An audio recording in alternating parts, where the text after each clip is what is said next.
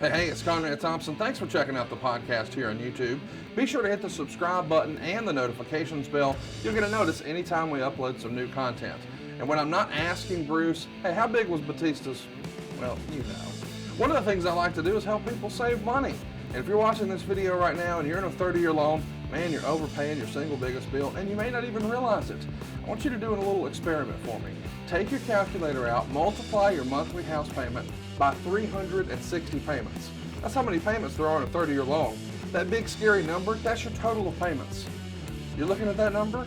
You know you can do better. Keep more of your own money right now and go to savewithconrad.com.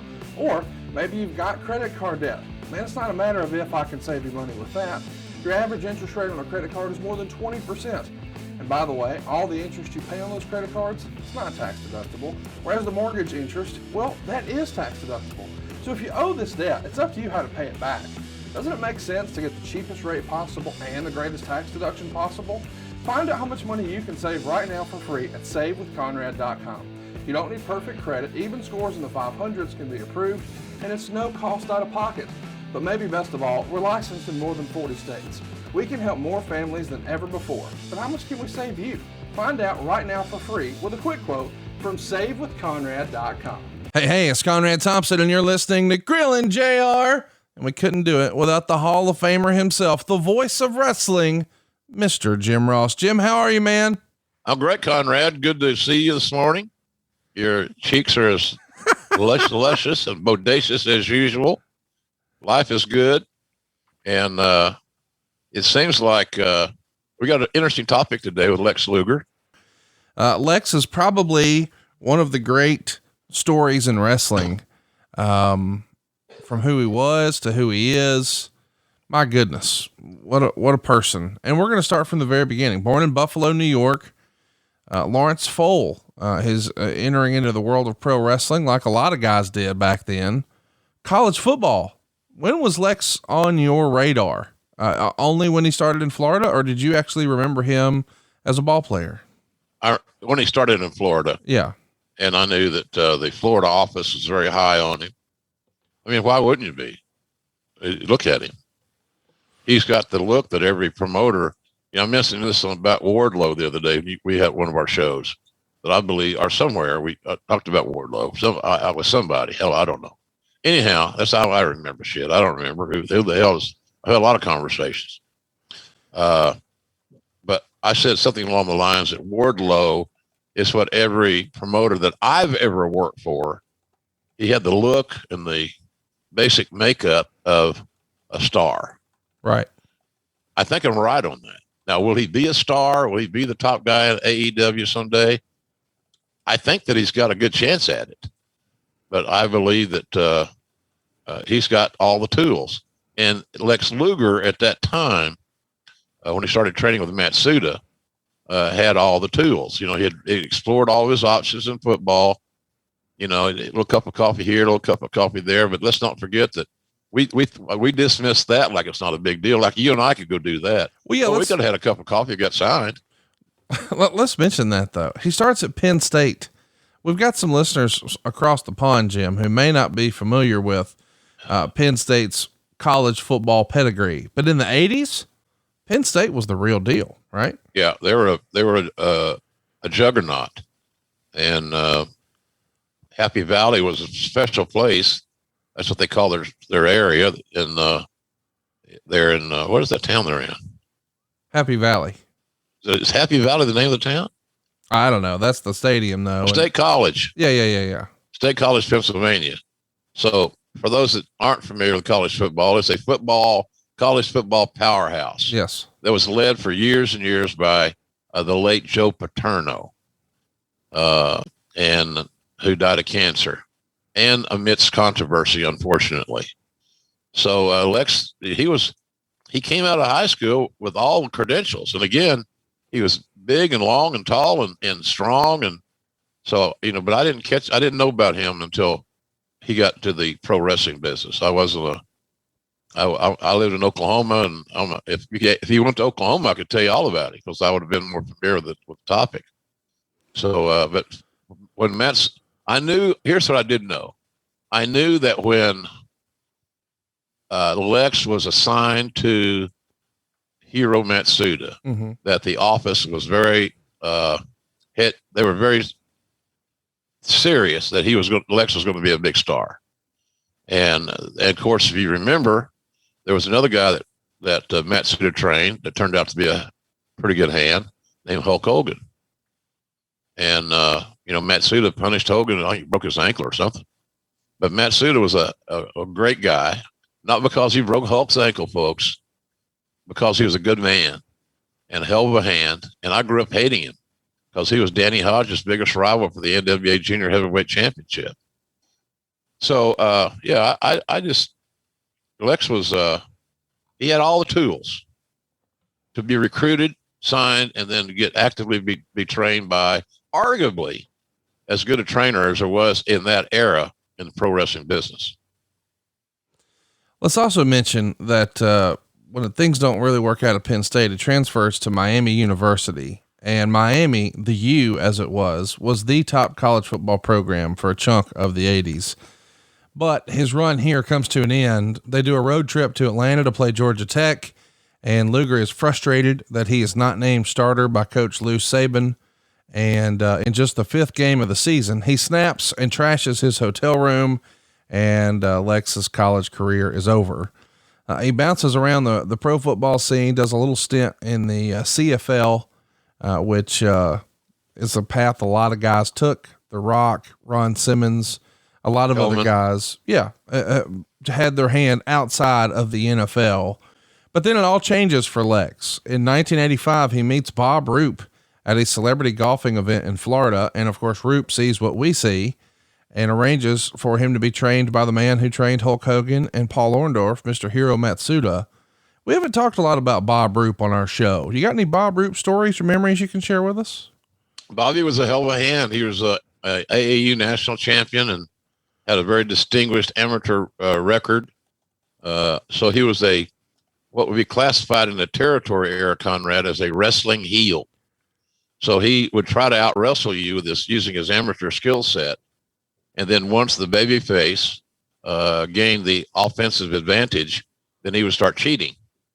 So he was a wrestling heel and a good one. Now, Bobby was a good, hell of a shooter. I know Watts coveted Bob.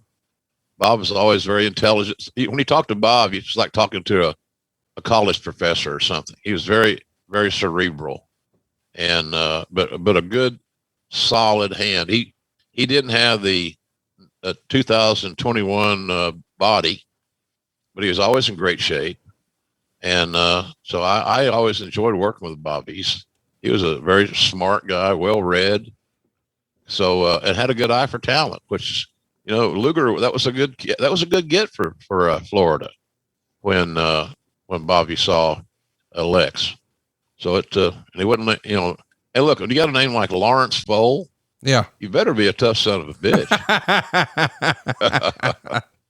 Hello, Lawrence. Did you call me Lawrence, you mother? Why oughta. That's tremendous. So let's jump into it. Matsuda, we've talked about him a little bit here. Obviously the pedigree speaks for itself. He got Orndorff going. He got Hogan going. Lex Luger is next. And I guess Lex is a fan of the old comic books because Lex Luthor is probably the motivation to be Lex Luger. Did you ever hear where for sure the story about how Lex Luger came to be? No, I think most promoters have that insatiable desire to use, whatever it's called, the, Lex Luger, the LL or the double initials. Oh yeah. The alliteration. Yeah. Alliteration. Thank you, Conrad. You're so smart. You're so smart. So no, I don't know where the name came from. I really don't. I would believe in that era, it was largely from The Office in Florida. And, like you said, Lex Luthor was the number one heel of Superman, right? Yeah. What you said? Yeah. And so, no, I don't know who gave him the name, but it worked. I mean, it's easy to remember. It's easy to say. And, for years, I didn't know his name was Larry Foale. I just knew him as Lex. Right. And that's a lesson Bill Watts taught me a long time ago.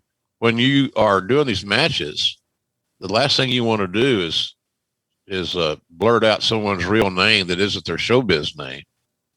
Because in those eras, even though you're doing stuff on tape, it was a major consideration based on the equipment, the time, and money to go back and re-edit or change things or do wild lines or whatever. It was challenging at that time. So that's why backstage or whatever, I never went up to him and said, "Hey, Lawrence, how you doing today?" It was Lex. Right. Because I didn't want to get Lawrence in my head and then go on TV and blurt to Lawrence, "Well, Lawrence is looking good today." So anyway, that's kind of how that all worked out. So he was always Lex to me. And I thought that was a pretty good name, actually. Let's talk about his early beginnings here. He debuts for CWF, aka Championship Wrestling from Florida, the old Graham territory. And within 2 months, he's beating Wahoo McDaniel for the Southern Heavyweight Championship. This is a big deal, for you to come in and get this vote of confidence and to beat Wahoo that early in your career. What did you think of his early beginnings here? He got a big break early on, and I'm sure Wahoo beat the shit out of him, but before he lost, he got used to some of those Wahoo McDaniel chops, which are legendary. And it's such an impressive thing because of the noise, and you could lay it in, and of course Flair's made a living on that chop forever, or did, and rightfully so. Blackjack Mulligan was another infamous big-handed chopper. And Wahoo and Blackjack were both major influences to your father-in-law. Right. So, and not bad influences, by the way. So I don't know. It was his look probably got him started in a bigger way than anybody I can recall. Right. If you're going to beat Wahoo and you've only been in the business a few weeks, or for the old proverbial cup of coffee, then, people have high hopes for you. It's just that Lex's look was so impressive that his skill set had not evolved to that level of perception. So, and he had, he didn't have a lot of different moves and all that good stuff, which is not a deal breaker, yay or nay. But in any event, he got a big break early on, and at that stage of his game, Wahoo was just a little bit more amenable, because Wahoo could have made it very difficult if he chose to, i.e., I'm going to beat your ass so that, I'm not going to go down without a fight. So anyhow, that's kind of where I see he got a major push early, and I can't blame Lex. You can't blame a talent for getting booked well. Right. But the question always then comes back to you, Conrad, was he really booked well?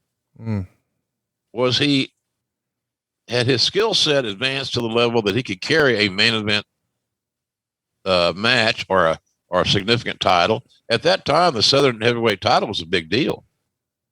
So too much too soon, I think, would be my answer to the Lex Southern Heavyweight title thing. Not because he wasn't going to be good or couldn't be good. He just wasn't ready. He wasn't ready. It's like, everybody here in Jacksonville is talking about how good a tight end Tim Tebow is going to be. Hell, I don't know. He ain't played it yet. Let's see. So it's the same deal. It's just maybe too much too soon. We'll find out when the ball gets kicked, and then we'll find out when the bell rings. Let's briefly talk about Graham's territory for a minute. Lex debuts in October, and unfortunately Eddie Graham lost his life in January. What was sort of the perceived feeling of Graham's territory without Eddie? Again, just to add context, Eddie passes away in January. 9 or 10 months later, here comes Lex Luger debuting. When Lex debuts, this is not the old Championship Wrestling from Florida. The business is changing, right? Mm-hmm. Well, Eddie was the alpha male of that whole company. Right. He built it. He starred in it. And Eddie loved developing talent. He had a great eye for talent. but at one time, it's arguable to say that the Florida territory wasn't the territory to be in. Sunshine and good weather, and most of your trips were by car. There were scantily clad women on the beaches. There's no state tax, as if some of our peers were very focused on paying their taxes. So it was a very desirable place to be. If you didn't like to fly, you didn't have to fly unless you're booked to the Bahamas or something. Even the south end of the territory in Miami, which I think they ran every Wednesday night, I'm not sure, was drivable. It's a long drive, but it was drivable. So, and that's why some of those guys got their own planes. Eddie Graham had his own plane. There's several guys. And then, of course, a lot of that was made famous by the plane crashes. Right. Nate just survived one, luckily. Bobby Shane didn't. Gary Hart was in a crash. He never was the same. So that could be a whole story in itself, wrestlers with planes, because it's kind of a Ronnie Garvin, Cowboy Bill Watts. It's just it went on and on. But it was a great territory, Conrad, really a great territory. When I would see guys from the Watts territory that had just come from Florida or were going to Florida, it was always with positivity. It was a place to go. It was a place to be. And Eddie was just a really, really good booker, eye for talent. He hired good bookers, and he let them do their job. Bill Watts said he got his PhD in Florida, working for Eddie Graham. Wow. So Eddie was like a guru. He was really well respected by the boys. He was a man's man. He sank on his back. He and Professor Malenko were the two guys, I would say, above all, that really launched the ship for big money in Florida. Let's talk about his first big test. The Nature Boy, Ric Flair, comes to town, 1986. It's Battle of the Belts 3. You go back to Battle of the Belts 2, which was a CWF sort of staple event. And it was a phenomenal match with Barry Windham that Dave Meltzer went on to call the best hour of TV he'd ever seen in professional wrestling. So a year later, it's time to make a new guy, right? And that guy in Daytona Beach is Lex Luger. They go 20 minutes. It's a 2 out of 3 falls match. And anytime the world champion comes to town, and the promoter goes your way and says, "Hey, you're up next," it is a vote of confidence that this guy's going to be a big deal, right? Oh, absolutely. Of course. He had the look as I said earlier, he had the look that every promoter coveted. And so it didn't take a brain search to figure out. You ain't got to be Sam Muchnick or Paul Bosch to figure out that this son of a bitch has got every physical tool that you could ever want. He was big. He was an athlete. He was an athlete. He was athletic. He wasn't a Clydesdale. He moved around pretty good. And he had that 6'5" frame, really heavy into bodybuilding and his look. So, I just think when everybody saw, including when I worked with Lex at WWE, he was all, the rule of thumb was we may have our next Hogan. Right. Everywhere Luger went, he was compared to Hogan. And that's not fair. Hogan was not 2 weeks in the business before he was working major main events. He paid his dues. He worked the territories. He got to dance with a lot of different partners to a lot of different music. And he was more prepared for the stardom than Lex was, because Lex just got in town, parked his car, and you're the main event. Oh, by the way, you're going over. You're going to be the champion at the end of the night. And that just didn't happen for Hogan, and it happened for Lex, and it wasn't a real healthy thing for his career, quite frankly. It caused a lot of heat and a lot of animosity with many talents, because they're out there toiling away. They've perfected their skills, and they're very, very good. And they get this guy that's here because of his look. And that's what the consensus was. He's only got his spot because he looks like a main event guy. Let me ask you, do you think, And I know you said we've got our next Hogan, and everybody knows Hogan was the biggest star in the history of the business, and arguably still one of the, I don't think it's arguable. Anyway, what I was trying to get to is, as great as Hogan looked, Kerry Von Erich was a body guy too. I mean, he looked like he was chiseled out of granite. Same deal. And he was the top guy for world class. Yep. So now here comes Lex Luger, who in my opinion looks more like Kerry and less like Hogan, with the exception of the blonde hair. But I'm curious, who do you think was sort of the first guy to say, okay, here's the change. Now the business is going more towards body guys. Again, not to disparage anybody, but a generation before, it was guys who looked like Terry Funk or Harley Race or Jack Briscoe. Right. And now, as we're trying to go box office and we're trying to go mainstream, they look like comic book heroes come to life, whether it's Hulk Hogan or Kerry Von Erich. And now here's Lex Luger. Who do you go back and say, this is the first guy who made that change? Well, I'll say this to preface that. It was all about emulating Vince McMahon's theory. McMahon had his Hogan. He had his superhero. There was no bigger superhero in pro wrestling than Hulk Hogan. And I think if you categorized talents, and he said, okay, here's our category for this topic. Here's our category for the comic book, all that. Hogan would have won that hands down. So, but after Hogan, I would say that Luger was the next guy, because Kerry looked was great, had a beautiful body, and could work when motivated. No doubt about that, because he came from a wrestling family. He was around it all the time. He had a good understanding of the business. This is aside from the personal shit that you always have to preface. It's like talking about Benoit. If you talk about Benoit the wrestler, then okay. But if you talk about Benoit the human being based on the last 48 hours of his life, it's not a very good argument, unfortunately, sadly. So, but I would say Luger's right there, Conrad, because he was 6'4". He stood above everybody in that regard, and he had that great body that he worked his ass off to achieve. People said, well, he was on steroids. Who the fuck wasn't on steroids? Right. Seriously. And it's so in some areas of that, some places they weren't illegal. So, so I don't know, man. I think Luger is part of that guy that was the prototype of what we want.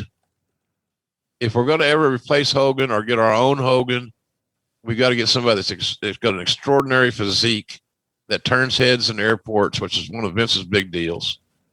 But you go back and filter all that bullshit through, and you find out everybody's just trying to emulate McMahon. Right. I don't know that Eddie Graham would have ever tried to emulate Vince. I think Eddie was going to dance to the beat of his own drum. He's going to play with the players that he had, that he trusted and he liked. And Eddie's territory was a little bit of Wild West, but it also had the Briscoes, Jack Briscoe's home territory. So you start there and you see that Eddie liked quality over quantity. So I don't know that Eddie would have been a big advocate of Luger's at that time. And at least until he got his skill set up, Conrad, where he could, do the basic things and do them very, very well. Yeah, it's interesting to think about sort of the what ifs. I really like that aspect of our shows. We could go back and sort of wonder what if, and what if Eddie hadn't have passed away in January of '85? Would Luger have enjoyed the same success? I'm curious if he would have bounced around to another territory. Of course, I'd say unlikely. Your old pal Bill Watts really loved the football pedigree. That's been well documented. But Luger was not an amateur wrestler. Do you think Cowboy would have given a second look to Luger? If Eddie had given him to him, he would have. But I don't think Eddie would have given up Luger.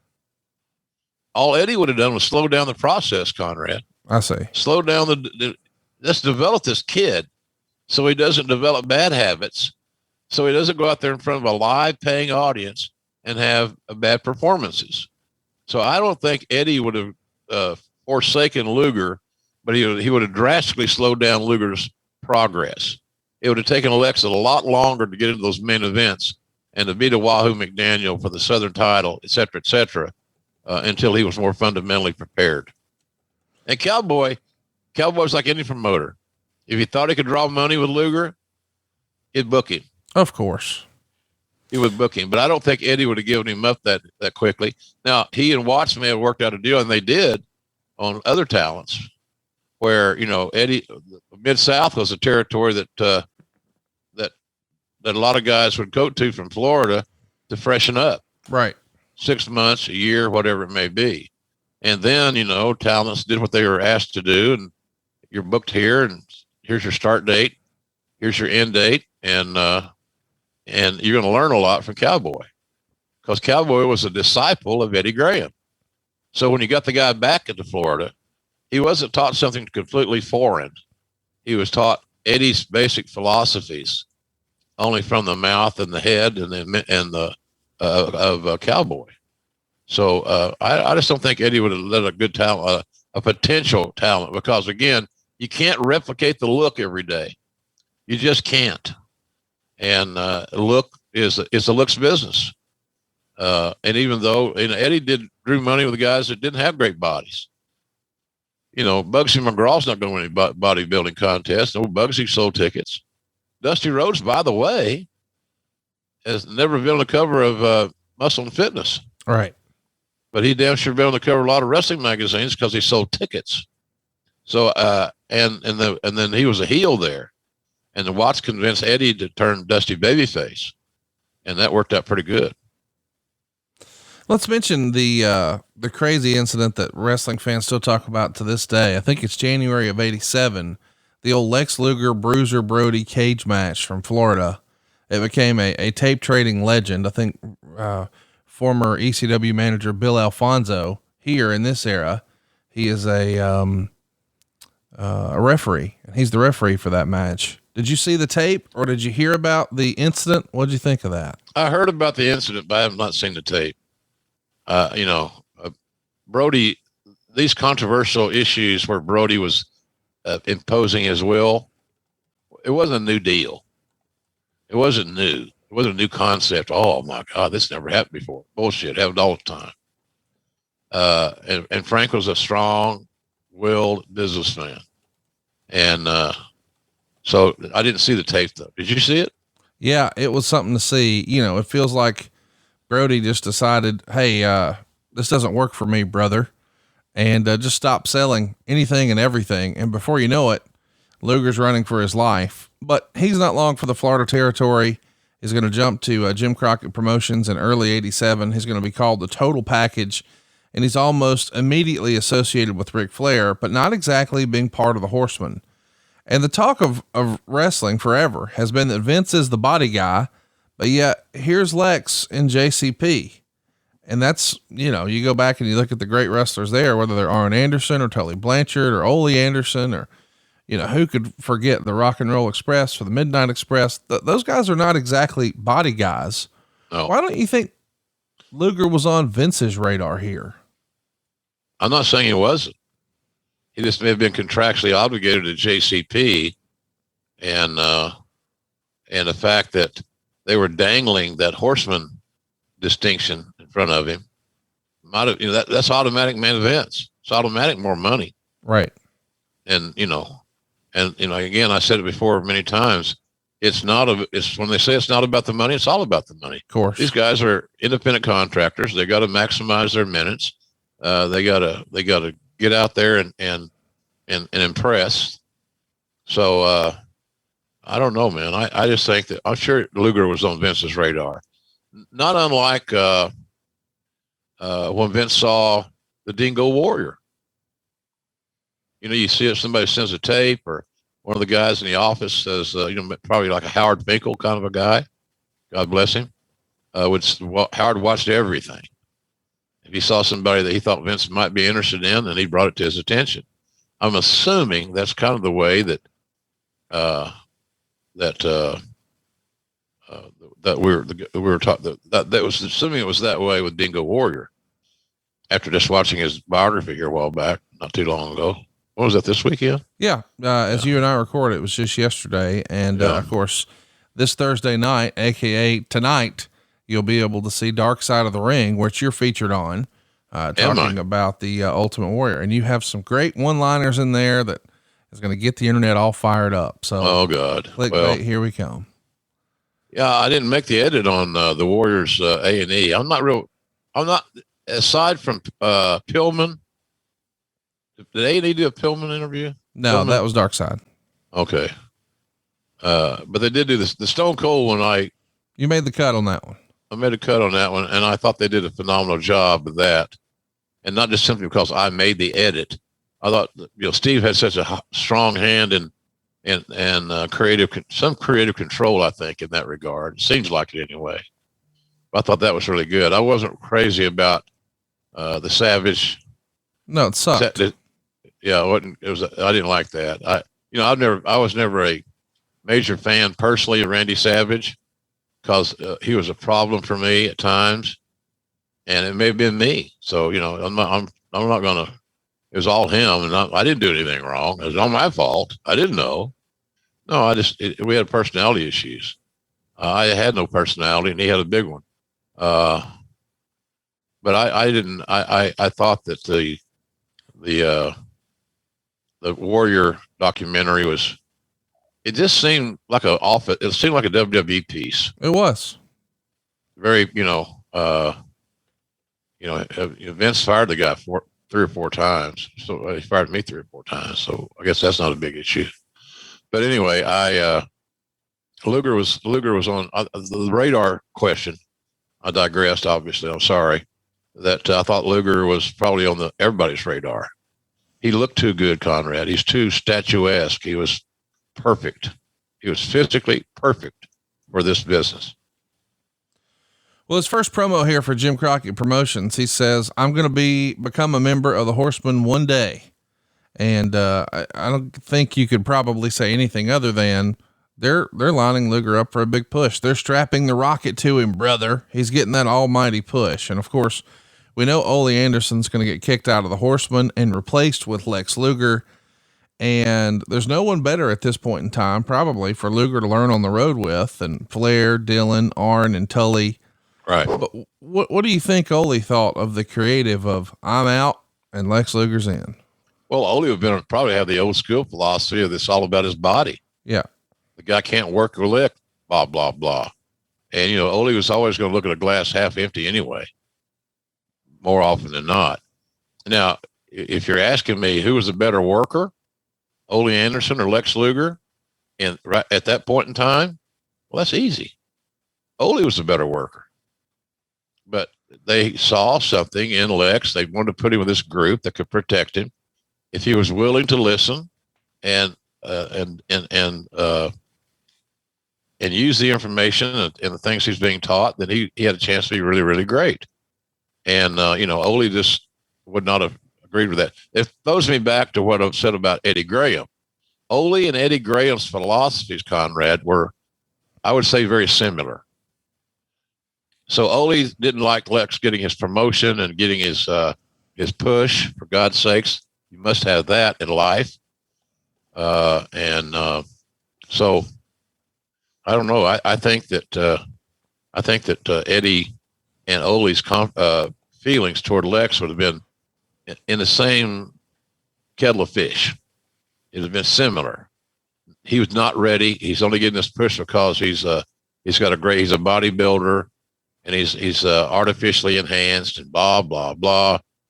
So, that's kind of what I think about that deal. I don't think Ole was happy with that deal at all. Look, Ole's a businessman.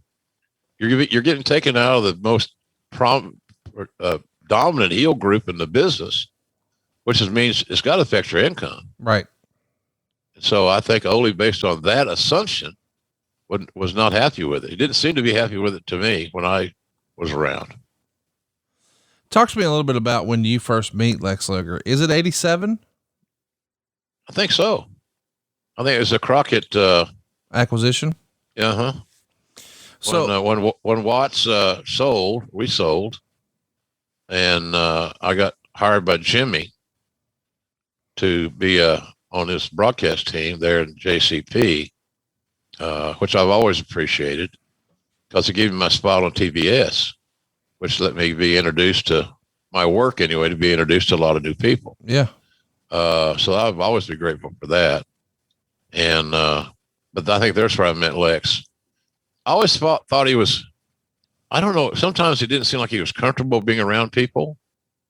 And I might be wrong when I say that. I'm not, but it didn't seem like he was real personable, not real not real outgoing, extroverted. He was not. But again, you know, you take your breath when he's seen with his shirt off and just walking around backstage in his tights, his boots. Nobody else looked like him, man. But he just sometimes he didn't seem like he had the sense of urgency that you would like to see in an up and coming star. But he was not rude or anything along those lines. I just think he had a different personality. Everybody can't be Nate. Yeah. Everybody can't have, all those Horseman guys have big personalities. Arn Anderson can have a conversation with me and you about anything. Yeah. Tully, same way. They're different guys. And Lex was just a little bit introverted, I think, because he had such high expectations of himself and how he looked in this crazy business of pro wrestling that, you know, he was just, you know, he was a little unsure of himself. Sure. And I think the insecurities there affected his personality and how he interacted with others. Doesn't mean he was wrong. That's just his natural personality. So he had to come out of that natural personality with those promos. And, you know, his promos progressively, and maybe too slowly for some, started getting better. I want to mention, you know, we talked about him traveling with the Horsemen. He wrote in his book, My Life in Wrestling, that he thought he could have learned more and absorbed more when he was with the Horsemen. Is that just more of what you talked about a moment ago? Too much, too soon? You know, he hadn't been around the business enough to realize, hey man, I'm in a pretty prime spot right here. Well, yeah. I think it kind of covered up some of his insecurities. A lot of guys don't want to see that, let us or their peers see their vulnerabilities. And I think Lex was kind of that way. You know, he'd been a big star, high school football star, you know, recruited by the best universities in America to play football as a lineman. So I just think that he didn't want to basically fess up the fact that hey, I'm greener than grass, man. Right. I'm not even sure why I'm in this group because my skill set is far from my teammates in this particular entity. So I think that was part of his issue too. Just he's a prize athlete, just like he was like Secretariat or something. He was just bigger, stronger, faster, but he still didn't have the skill set because he had not had time. He'd been pushed so quickly. There's that word again, Conrad, push. He got pushed so quickly and so strongly that it was unnatural, quite frankly. But thanks to the guys and the other, his Horseman teammates, they did take pretty good care of him. They would isolate him and give him a certain set of spots to do on a comeback. So if Lex is going to be involved in a tag match, then his part of the tag match would generally be delivering clotheslines and body slams and things like that. Not just those things, but things like that. And I think he just was trying to hide in the crowd a little bit so that he didn't get overexposed, that he wasn't Ric Flair. Right. Or it wasn't Tully Blanchard or Arn Anderson. And then, of course, you mentioned J.J. Dillon. J.J. was a great coach, mentor. He was the rudder in the water. And so the more that Lex would have been able to listen to J.J. and accept that knowledge without questioning it, the better off he's going to be. I'm not so sure, and I might be wrong here, I'm not so sure that happened on a regular basis. No, I mean, he acknowledged that he thought he could have did a better job there. Crockett 87 comes down to Dusty and Nikita against Tully and Luger. Before the finals in Baltimore, Magnum makes his first appearance in 6 months following his terrible crash in his Porsche. And he's going to support Dusty and Nikita here, who of course wind up victorious. Dusty pins Tully How big of a match do you think in hindsight it could have been one day? Magnum versus Luger, good versus evil, the two good looking dudes from the future, huh? Yeah, it's been great. Yeah, it's been a great matchup. And Terry Allen, Magnum TA would have had the patience and the skill set and age group to communicate well with Lex and maybe get Lex in a comfortable spot that he knew that everything they called was things that that Lex could execute. So it would have been money. It'd been Lex Luger versus a red hot Luger against a red hot Magnum TA, nothing but money.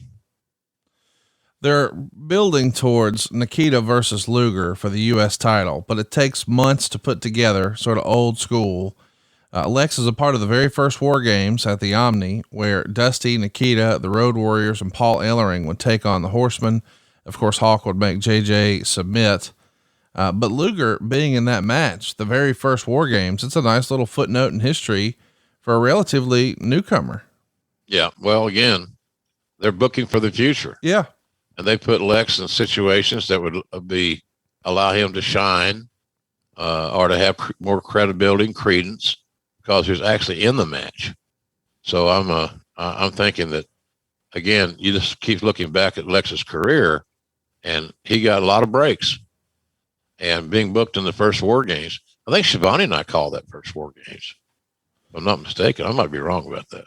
Finally, in Greensboro, Luger wins the U.S. title from Nikita in a steel cage match on July 11th. And at this moment, the Horsemen have all the titles. Of course, Arn and Tully are the tag champs, Ric's the world champ, and now Luger is the U.S. champ. Is this another example of too much too soon, or based on the context of him being with the Horsemen, this is right on time? Well, it's arguable. I think this is from a fundamental standpoint, storytelling, ring psychology, pacing, those things. It was still a little bit too much too soon.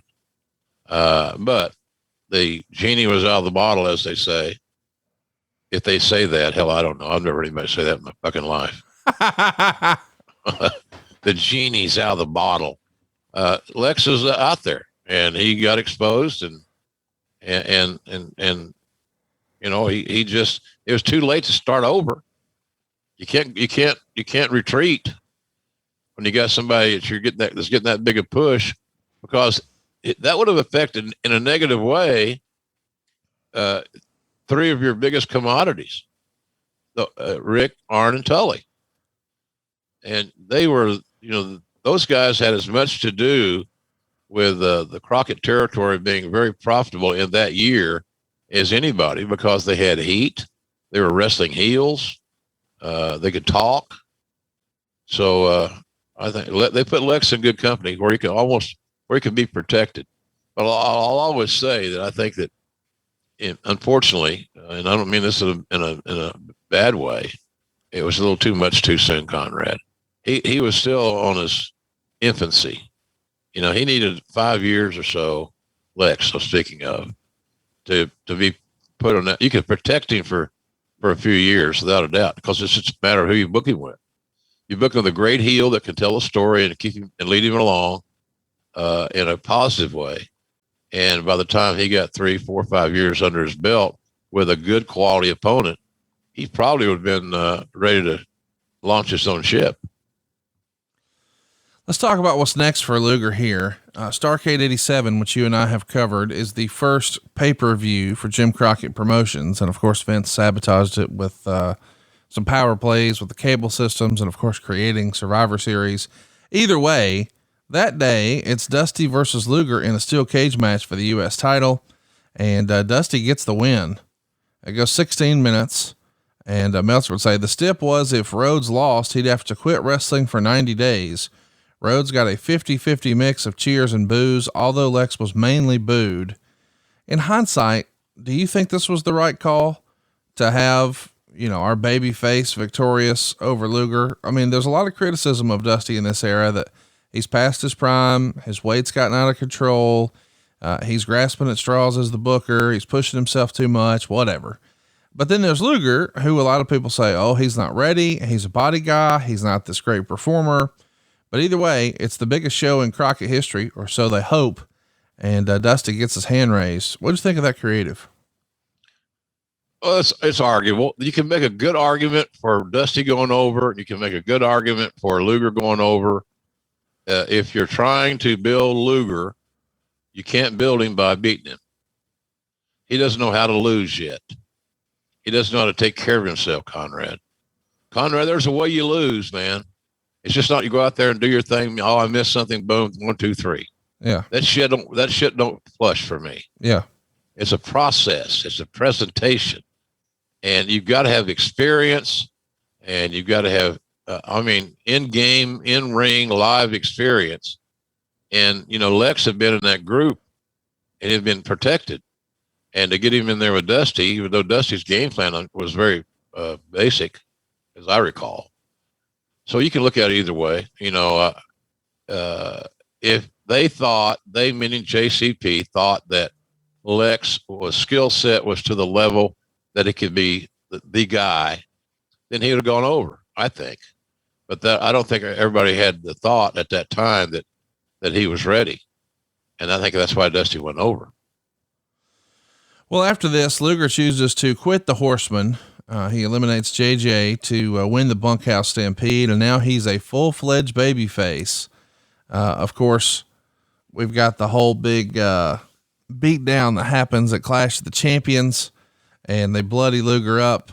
What do you remember about Luger being all decked out in white on the back of the white limousine? And I think, as the legend goes, he had never done the gig before, so he had JJ help him out. Do you remember this being something where the guys are like, oh, let's see how it goes? What do you remember about that? Well, I didn't know all those intimate details at the time because it wouldn't have affected my job whatsoever. Right. How he got his color or when he got his color or whatever, I would not have been on my agenda to know. But look, that's not unusual. Yeah. Having somebody else cut you. Of course. I did a thing on Monday Night Raw one time. It might have been I'm trying to think, somebody cut me. I might have been cut a couple of times. Of course, the most famous mutilation was Austin and that fucking scalpel. Or what do you call it? Scalpel, yeah. Scalpel, yeah. But I think Arn helped me out one time because Arn made a great blade. But that's not unusual. He's green. There's an important angle. You didn't want to take any chances. You got to give him you wanted him more comfortable. Pardon me.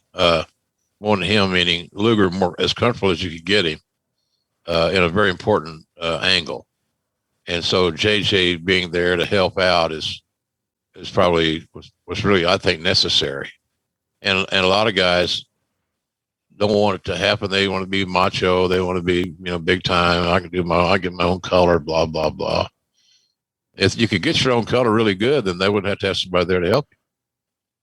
And it's not a frigging knock that you have issues sticking a razor blade in your head and cutting yourself. Makes you normal, by the way. Yeah. If that means anything anymore. Well, I'm just saying, whatever other profession he was going into, that would never been something that he had to get. No, probably with. not. Yeah. It's at the accounting office. Show me your color. So what's next for Luger is a tag team with Barry Windham. They're put together and they're going to challenge Arn and Tully for the NWA tag team titles at Clash of the Champions.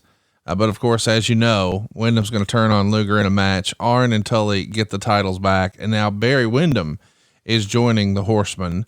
Yeah. There's a lot of talk and debate about, especially in this era, three guys, Sting, Luger, and Windham. Who was ready? When were they ready? Lots of people were debating, hey, Flair's time is up. We need to try this. And of course, eventually they wind up trying all three. I think by the time they actually gave Barry a shot in 93, maybe, the fandom and the support that Barry had from the late 80s was gone, or not what it once was. But do you think if you had to go back in time, you would have done it any differently, or would you have kept the belt on Flair the whole time? Well, I'm a Flair guy, so I probably would have kept the belt on Flair, all the while knowing that he's not going to be a heel much longer because he's beloved.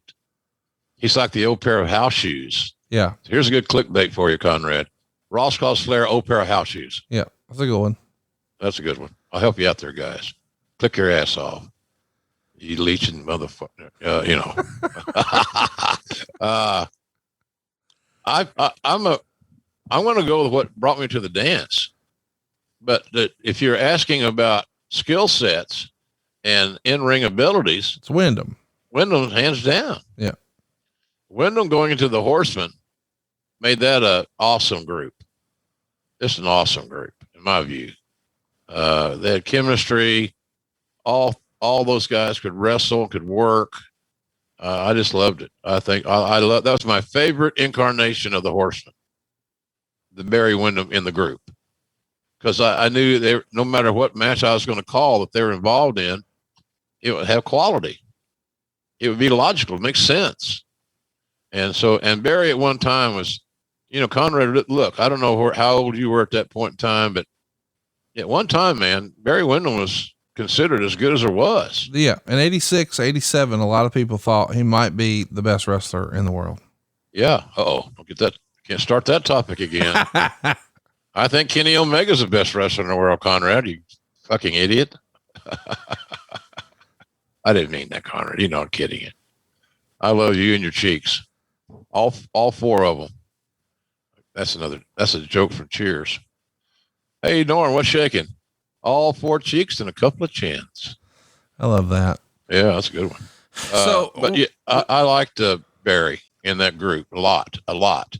And to me, if the Office had thought that Barry was a little bit more reliable, because Barry was a kind of a maverick. Barry would have very easily been my choice to take the spot from Flair, at least for a while. Right. Because you knew that the main events are going to be outstanding. Nobody's Nate, but Barry Windham was damn sure close to it. Well, what's next is Luger and Sting team together to win the Crockett Cup. They beat Arn and Tully in the finals. At this point in real life, are Sting and Lex best of friends? I mean, we know later they're going to own a gym together in Atlanta and be big buds. But is that already the case here in early 88? I'm not sure. It wouldn't surprise me.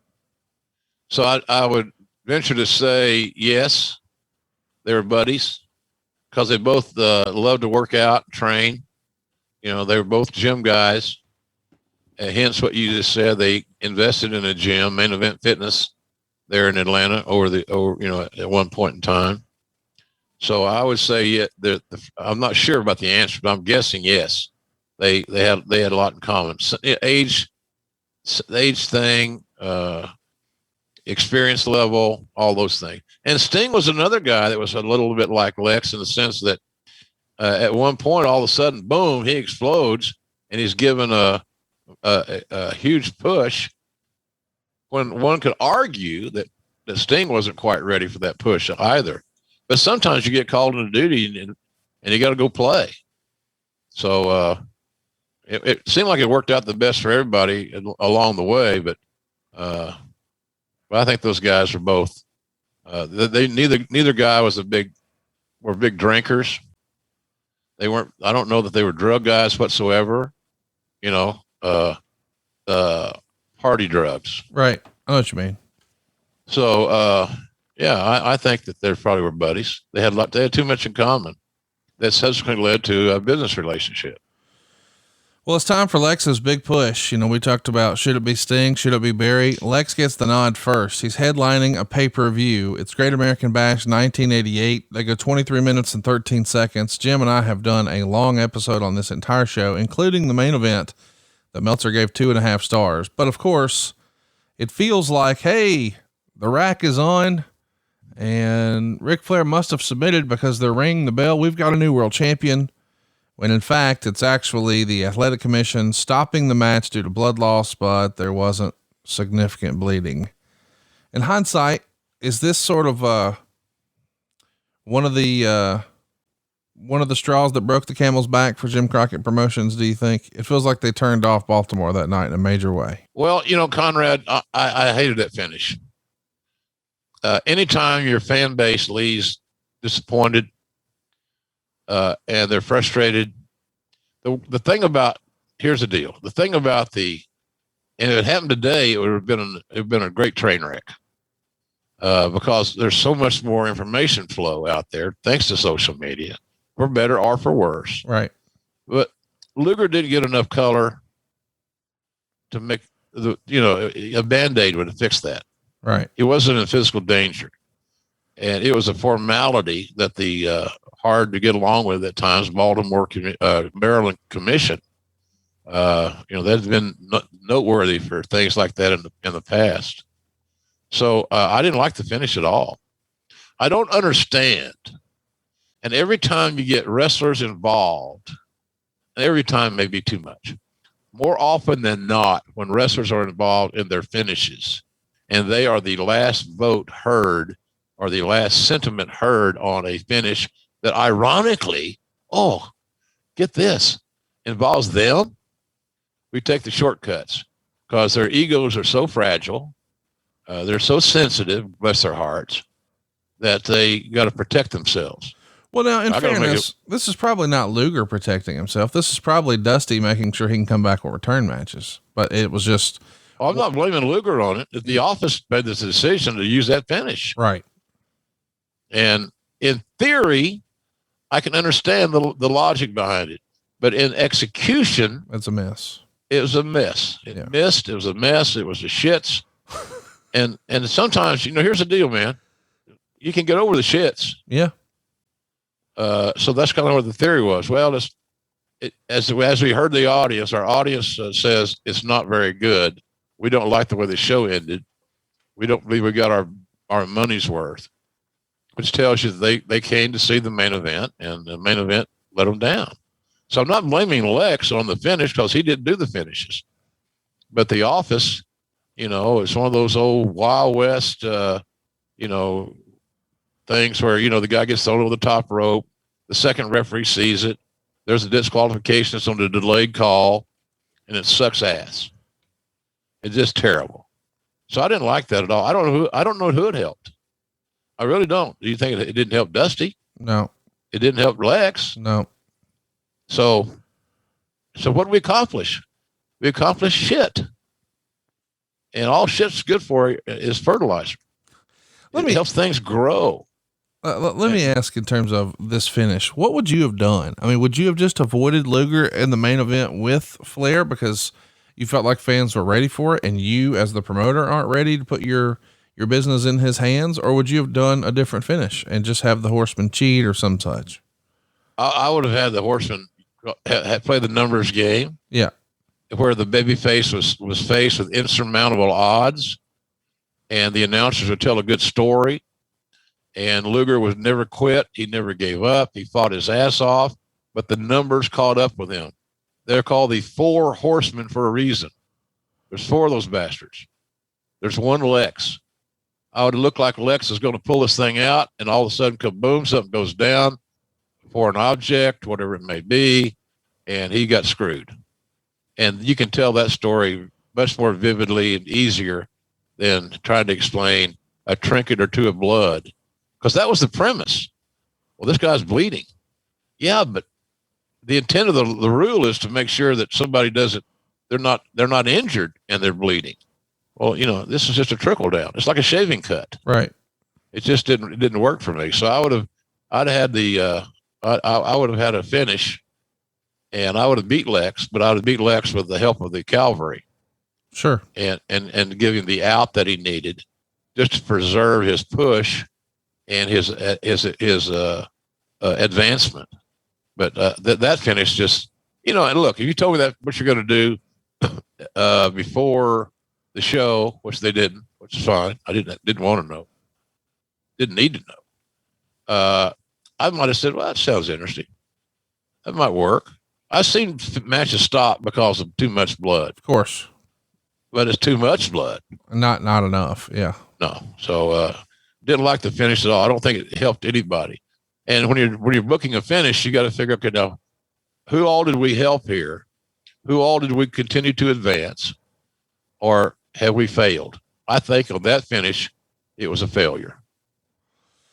Let's talk about how they run it back. Starrcade, we see Flair pin Luger. He's holding the ropes. And a lot of people think that if you're not going to do the switch at Starrcade, you have effectively cut the knees out from under Lex Luger or any babyface. Is it hard for a babyface to keep coming up short and continue to be pushed as a top guy, in your opinion? Absolutely. Absolutely. And it's even harder in today's world, even though everybody knows kind of what's going on. You know, they want to get lost in the match. Fans do today. Yeah. We as fans haven't changed that much. Yeah. You and I we're in this business, but we still enjoy seeing a great match. Yes. And a contest that kind of takes us away from reality and lets us immerse ourselves in the entire fabric of pro wrestling. And, but you got to, at the end of the day, okay, now who did we help here? What did we forward? You can't go to Geneva and be neutral in Switzerland here. You got to declare something.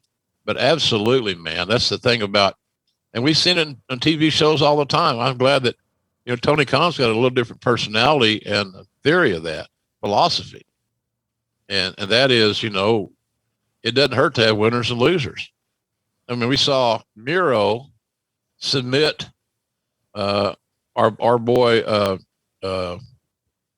Darby Allin. Yeah. And, you know, in the old days, I did an interview just the other day with UFC Fight Pass. And I said, one of the things that the MMA has influenced pro wrestling in one way is that the baby faces now in pro wrestling can lose by submission, and it's not considered the unpardonable sin. Yes. Because back in the old days, you got to slip on the banana peel. You got to get somebody hold the ropes, hold the tights, something along those lines to make it work. And anybody should be able to lose to anybody else's finish. Yeah. But when you get wrestlers involved in too deeply involved in creative, and they're essentially making the final decision, they're going to take that easy way out because they perceive that'll help preserve their push, help preserve their image, their personas. And I disagree with that wholeheartedly, especially in today's world. Fans want to see conclusions, and they want to see definitive winners. And if you're smart enough booking wise, you've got a plan, you got a roadmap, you know your destination, and along that route, along that journey, sometimes you got to do the honors. And it's not like doing the honors is this, oh my God, you just killed this guy, you beat him. Horse shit. That's stupid. But I will tell you what isn't stupid is you can't go on. You know, I win one, I lose one, I win two, I lose one, whatever. There's got to be some momentum involved in this equation. Yeah. And Luger at that time, his momentum was cut out from under him. Yeah. The stop and start shit doesn't work. No. So Luger's now refocused on the U.S. title after defeating Barry Windham for it, and trades the title back with Michael P.S. Hayes. Chat me up, Jim. What'd you think of this renewed push of Doot as a singles performer, no longer the heater in a trio? Well, I saw an interview I did with Michael not too long after that on air, a TV interview. Somebody sent to me on Twitter.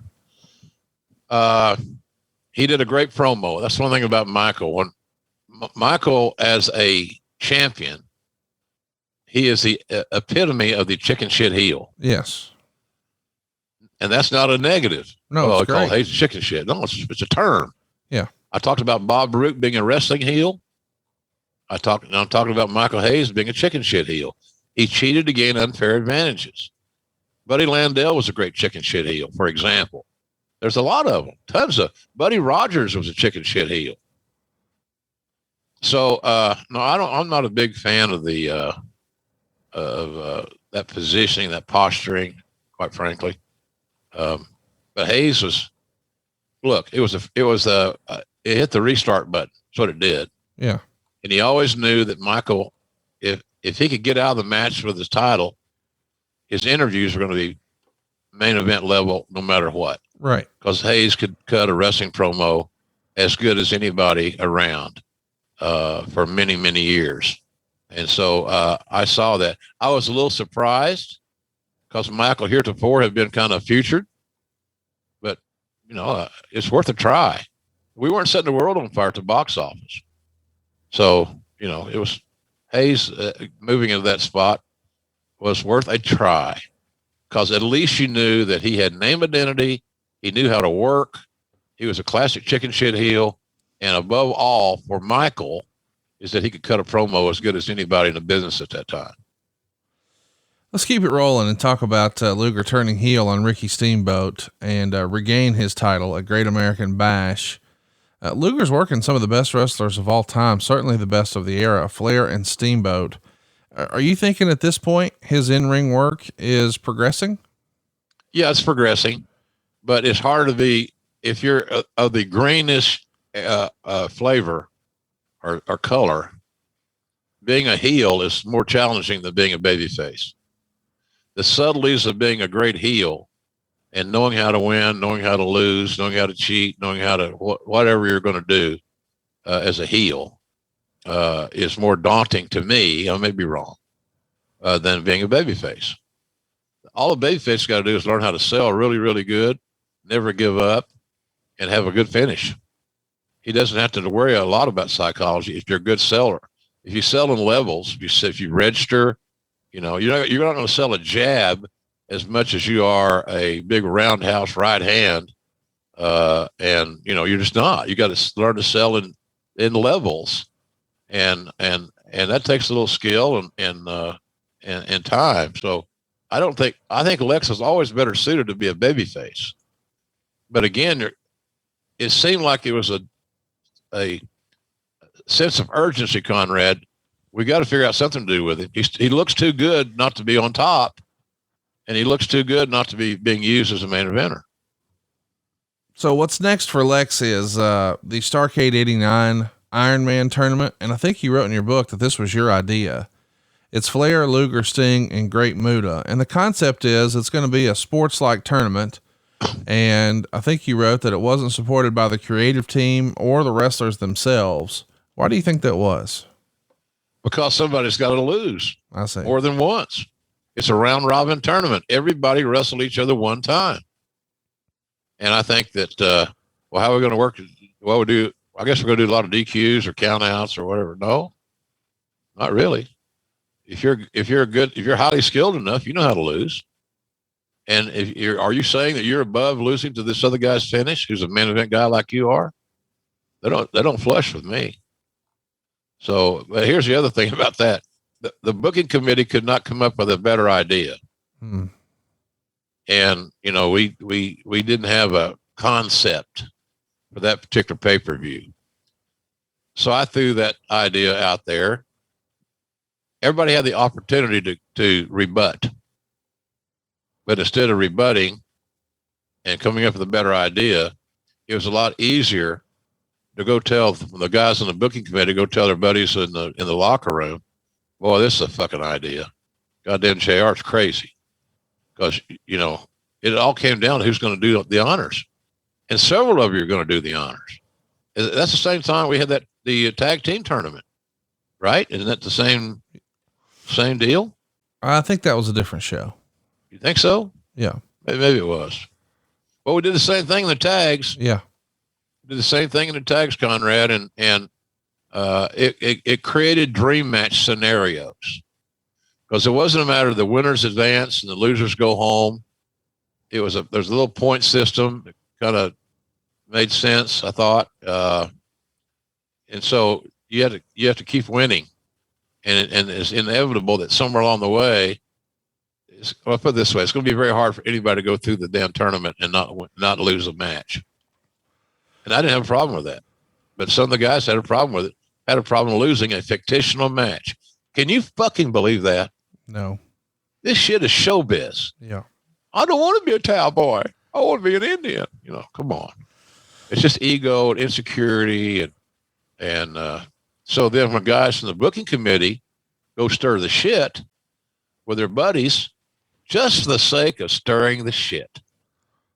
That's all. But okay, then give me a better idea.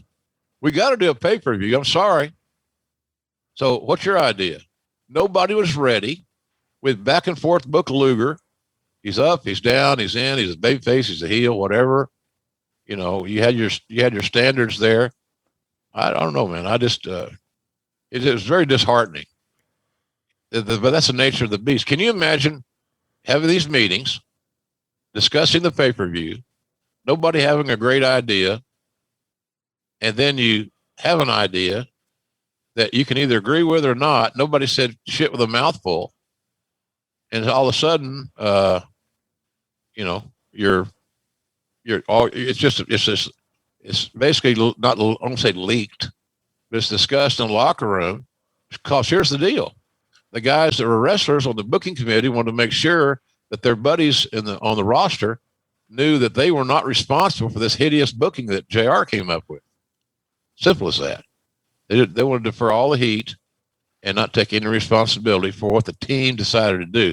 Well, it wasn't me. Hey, no, it wasn't me, man. You know, I'm a genius. Then what was your fucking idea 2 weeks ago or 3 weeks ago? You had none. You'd have a goddamn idea, not a clue. You just came like a cabbage, all head and over rear end, nothing. So I don't know. That's why I say having a booking committee with active participants on it that have dogs in the hunt, worst scenario that you could create. So we all know that Sting and Flair are supposed to face each other at Wrestle War in 90, but Sting blew his knee out. So they turn Luger back face very quickly out of nowhere. And then he loses in Sting's place by count out. And you said in your book that Luger was heating up as an arrogant villain. And now we've sort of, as Arn likes to say, cut his water off. Yep. He's flip-flopping. I'm a babyface. I'm a heel. I'm a babyface. I'm a heel. The only thing consistent is when he gets a sniff at Flair in the world title, he comes up short. Yep. This is almost a theme throughout his career. It feels like they did this with him in the WWF too. What is it about Lex that, you know, this keeps coming up? Well, he wasn't, Lex is not real political. Okay. To his credit.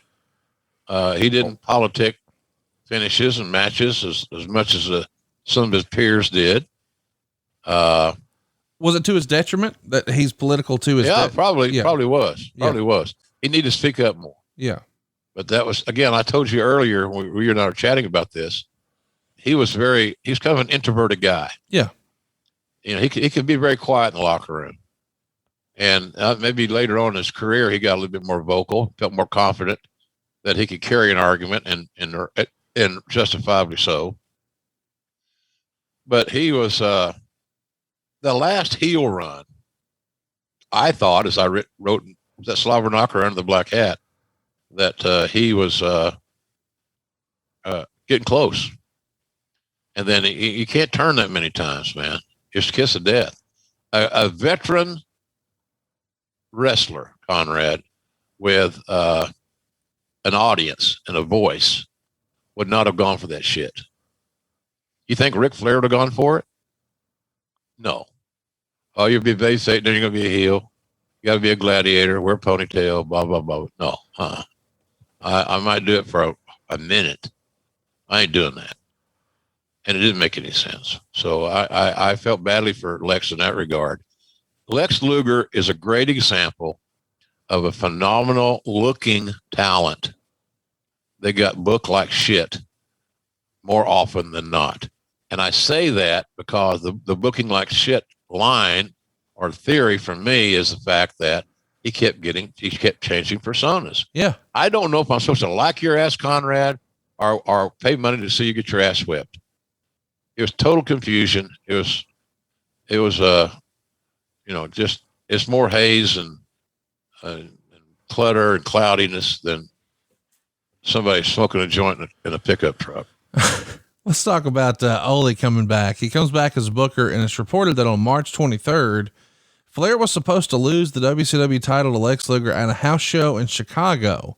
They even have a film crew come along. Lance Russell is there. Chris Cruz is there. They're supposed to be covering the event. But allegedly, according to the rumor and innuendo, Flair vetoed it and said that he wasn't given enough notice or time for this. What do you make of this? Do you remember this being the case, that Flair vetoed the title switch? I think he fairly did. It didn't have it. No, it did not happen. No, it didn't happen. Do you think, you said a minute ago that you didn't think Lex was political, or maybe to his detriment? Did he have an issue with Flair not wanting to put him over, or was he might have got there, Conrad? I'm sorry, he may have gotten there to that point because it happened a lot. Yeah, and maybe Lex didn't have the experience or the self-confidence to articulate his opinion. But golly, man, yeah, I don't know exactly where they were on all that stuff, but I think that probably Nate got some heat on him for that from some of the guys, and some of the younger guys are saying, is there ever going to be that top spot going to be available for somebody else to try to get over? And but it's hard to make an argument, a negative argument about Flair, because he's the greatest of all time, and that's what you got with that deal. He was the greatest of all time, and he was, and in that era, he was. Flair should have been the babyface. Yeah, Flair should have been the babyface, and then the young upstart Lex Luger, bigger, stronger, younger, blah blah blah, could have then had his position and his run, and you get Luger a series of good wins, and at the final, you get into these single matches with the Horsemen. And finally, the old bounty type scenario where we got to put this son of a bitch out because he's coming for Nate, and that's our bell cow. It could have been so easily booked, but the politics just kept going back and forth, and it just kept being more diluted, watered down. It wasn't good. It wasn't good at all, and it didn't help the company when your main title is so tentatively booked, short-term booked. Doesn't make any sense. Well, we know that Ole was not a big fan of Flair's, and we also know that Luger had a little quote unquote heat. That's the rumor, backstage based on his contract value. How much of those two things do you think played into Flair wanting to dig his heels in? The fact that Ole was back and he knew that Ole was not a fan of his, and the fact that Luger supposedly had one of the richest contracts in wrestling, and maybe Flair took issue with that. I don't know that Flair was making less money than Luger. Are you under the impression that Lex was getting paid more than Rick? No, I don't think so. But I am saying, if he thought this guy's got the big contract and now they want to take the belt off me when I quote unquote made him, I ain't doing that. But why wouldn't you want to do that? I don't know why. I'm just saying, I'm trying to guess. No, I'm with you. I don't know either. Yeah. Because Rick would know that he's going to get it back. Right. Of course. And so you have the chance to make somebody to that next step. I think it would have been the way to go. The arrogant young Lex Luger heel beating Flair works for me in that particular era. It's either that or you need to just let Lex go, because you've already devalued the shit out of him. So if you're not going to use him, then, and you're going to pay that big money to keep him, for what? Right. He's got to be in the main. It's a salary structure that you've established for him. You're almost obligated as a company person to make sure that Luger is being utilized so that he has the best chance to earn his downside guarantee. And I don't know that happened that often for Lex, at least for that length of time. Let's talk a little bit about what's next. Unfortunately, it's bad news for Luger. He's got a serious injury issue. It's going to lead to a staph infection. He's going to come off all the shows until the big pay-per-view, where once again, he's in the main event against Ric Flair.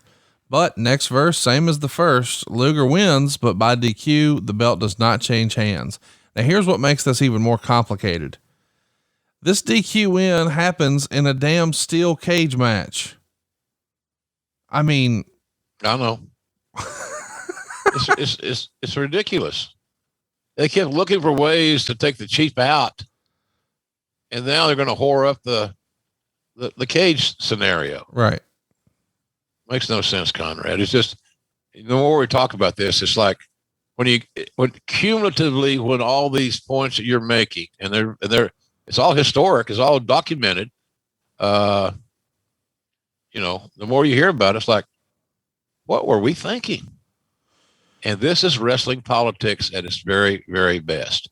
Ole's a booker. He doesn't like the champion. The champion doesn't want to lose his place.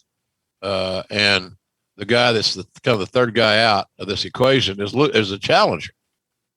And so I don't know.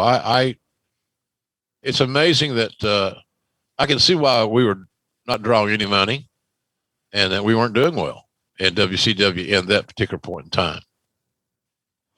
Let's talk a little bit about what Luger is going to be successful with, and that's his U.S. title run. 523 days, the longest reign of any U.S. champion ever, through all the incarnations. And then ultimately he drops it to Stan Hansen and then gets it right back. You and I are both big Stan Hansen fans. What did you think of the Stan Hansen Lex Luger matches? Well, it was kind of cruel booking. Stan had his way with Lex. Stan was old school. I don't mind. Stan did not like doing jobs, but who does? And he also had his territory in Japan that he's trying to protect. And the media, of course, is going to report losses and all that other stuff. But Stan was pretty rugged on Lex. I think it was at Starrcade or something. It was a pay-per-view we had, the Black Scorpion show in St. Louis at the Keel. The Black Scorpion was in the main event against Sting. Early on that card, or as what's Walter Winch would say, earlier that night in the gangland hideout of Elliot Ness, that type deal. It was Lex Luger and Stan, and the idea that we came up with, it was to be a bull rope match. And they're joined at the wrist by separate ends of a bull rope, or strap, or whatever the hell it was. And you had to touch all four corners to win. So that way we escaped by using the stipulation.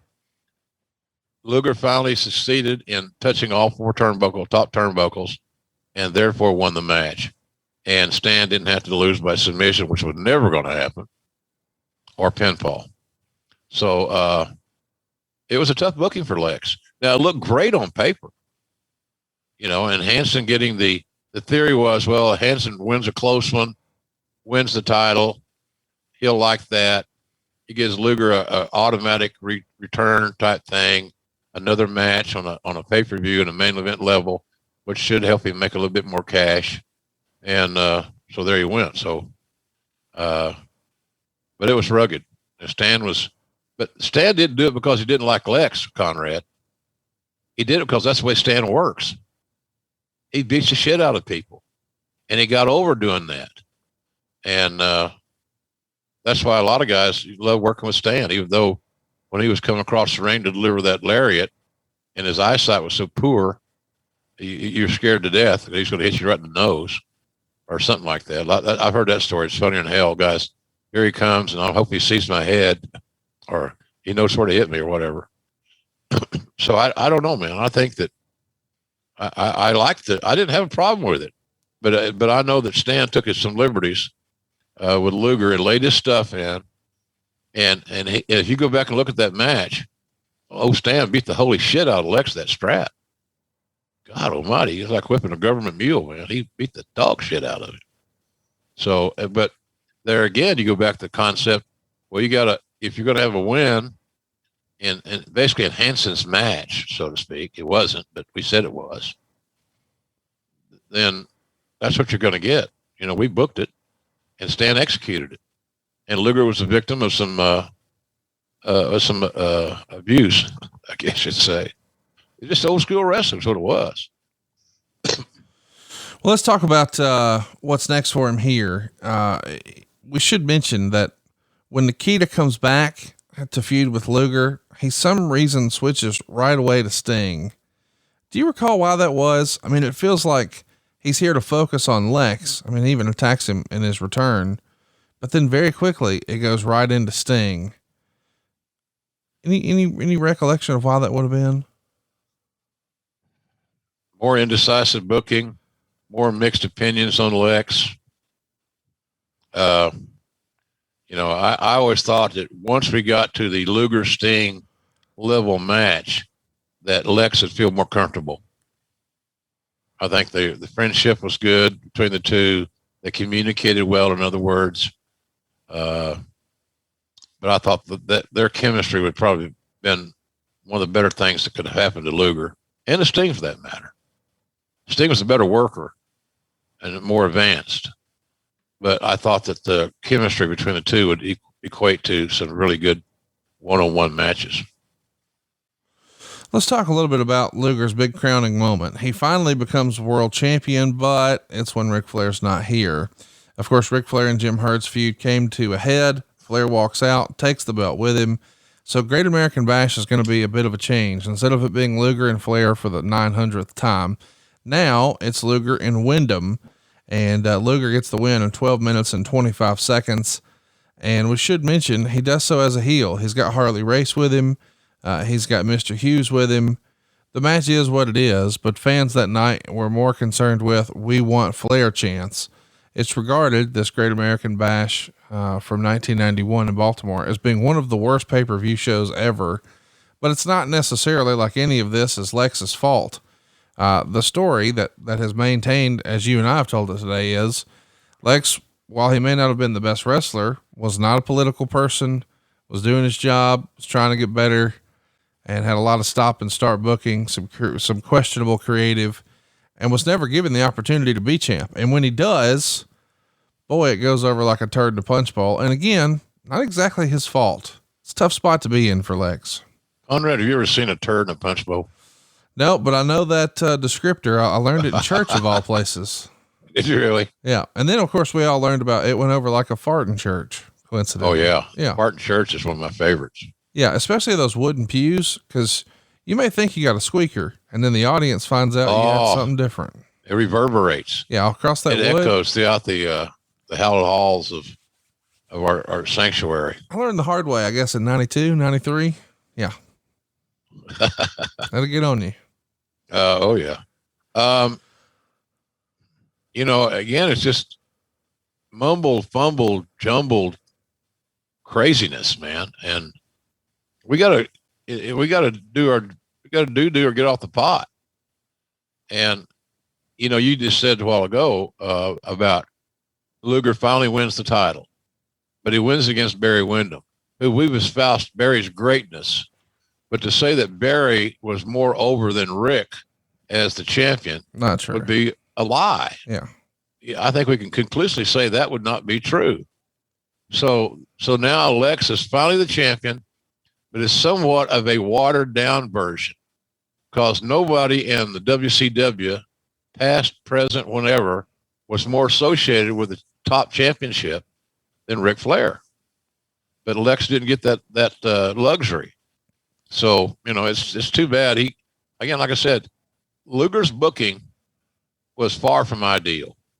And I've often said that if he had loved the business more, it probably would have it might have solved a problem because he'd have been, the squeaky wheel does get greased more often than not, but that was not the case.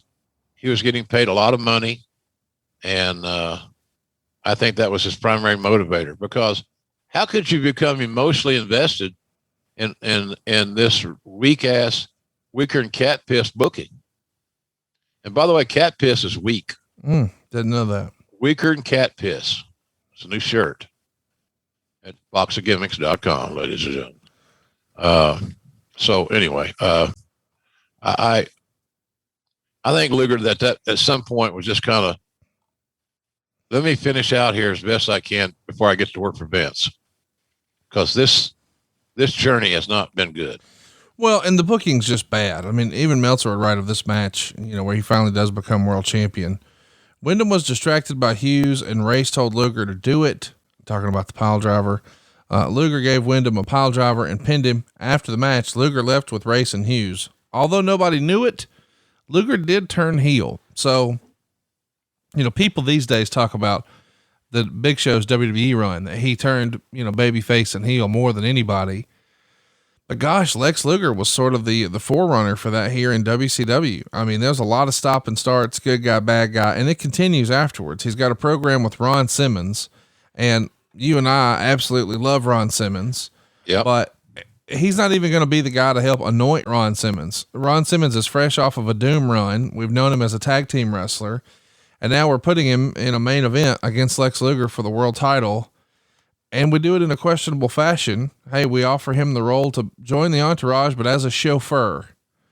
It's the worst kind of heat. It's just bad creative after bad creative here for Lex.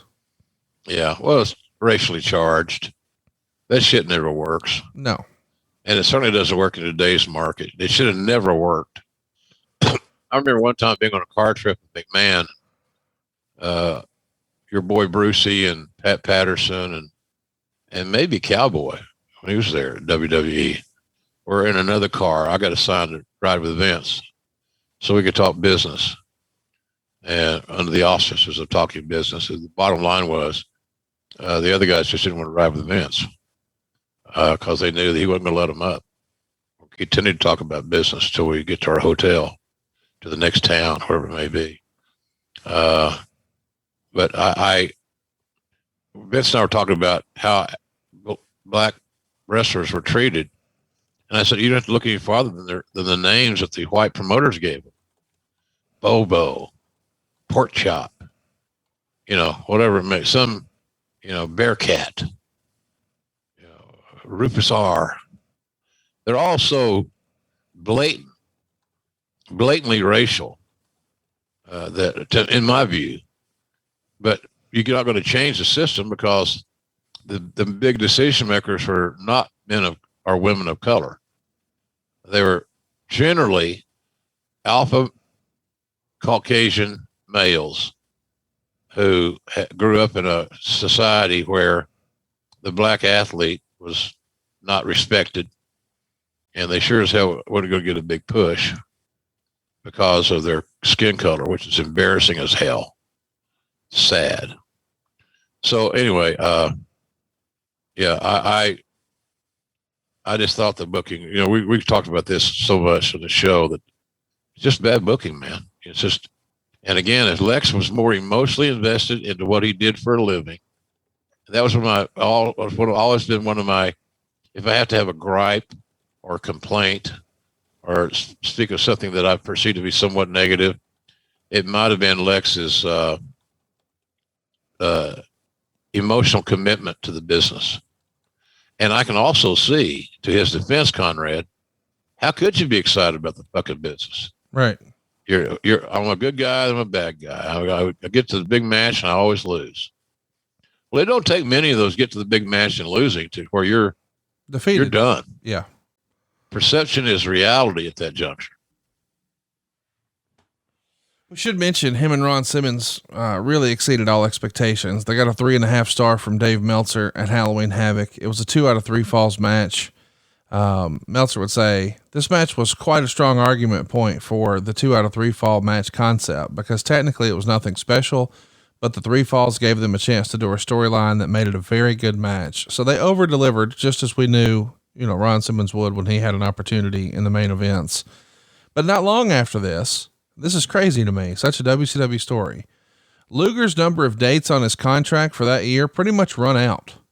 How does this go unnoticed in WCW? So the concept, just for everyone listening at home, is, hey, Mr. Luger, we're going to book you for, we'll call it 100 dates this year, and we're going to pay you X amount of dollars. Well, they've used him so often on house shows and TV tapings and appearances and matches that they're out of dates, but we're not out of year. So the calendar's still going, but we've used him up. So now we've got to come to some new agreement. What do you remember about this? A total disorganization. That's what happens when you got a committee of people and nobody's doing the basics. Nobody's taking responsibility for monitoring dates. And this was another brick in the wall. Thank you, Pink Floyd. That just was Typical, pretty much typical. I'd like to say, oh, I was shocked. I wasn't shocked. I wasn't shocked at any of the stupid things that arose there.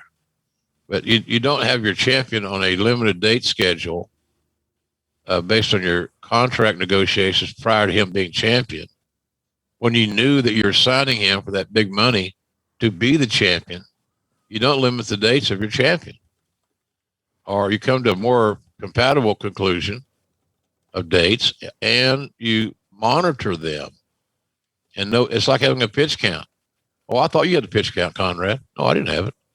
I was at the water fountain. It ain't me. I didn't do it. It's not my fault. It's not my job. So I heard a lot of that in those meetings. Not my job. What is your fucking job? That's what I'm wondering. Tell me what your job is.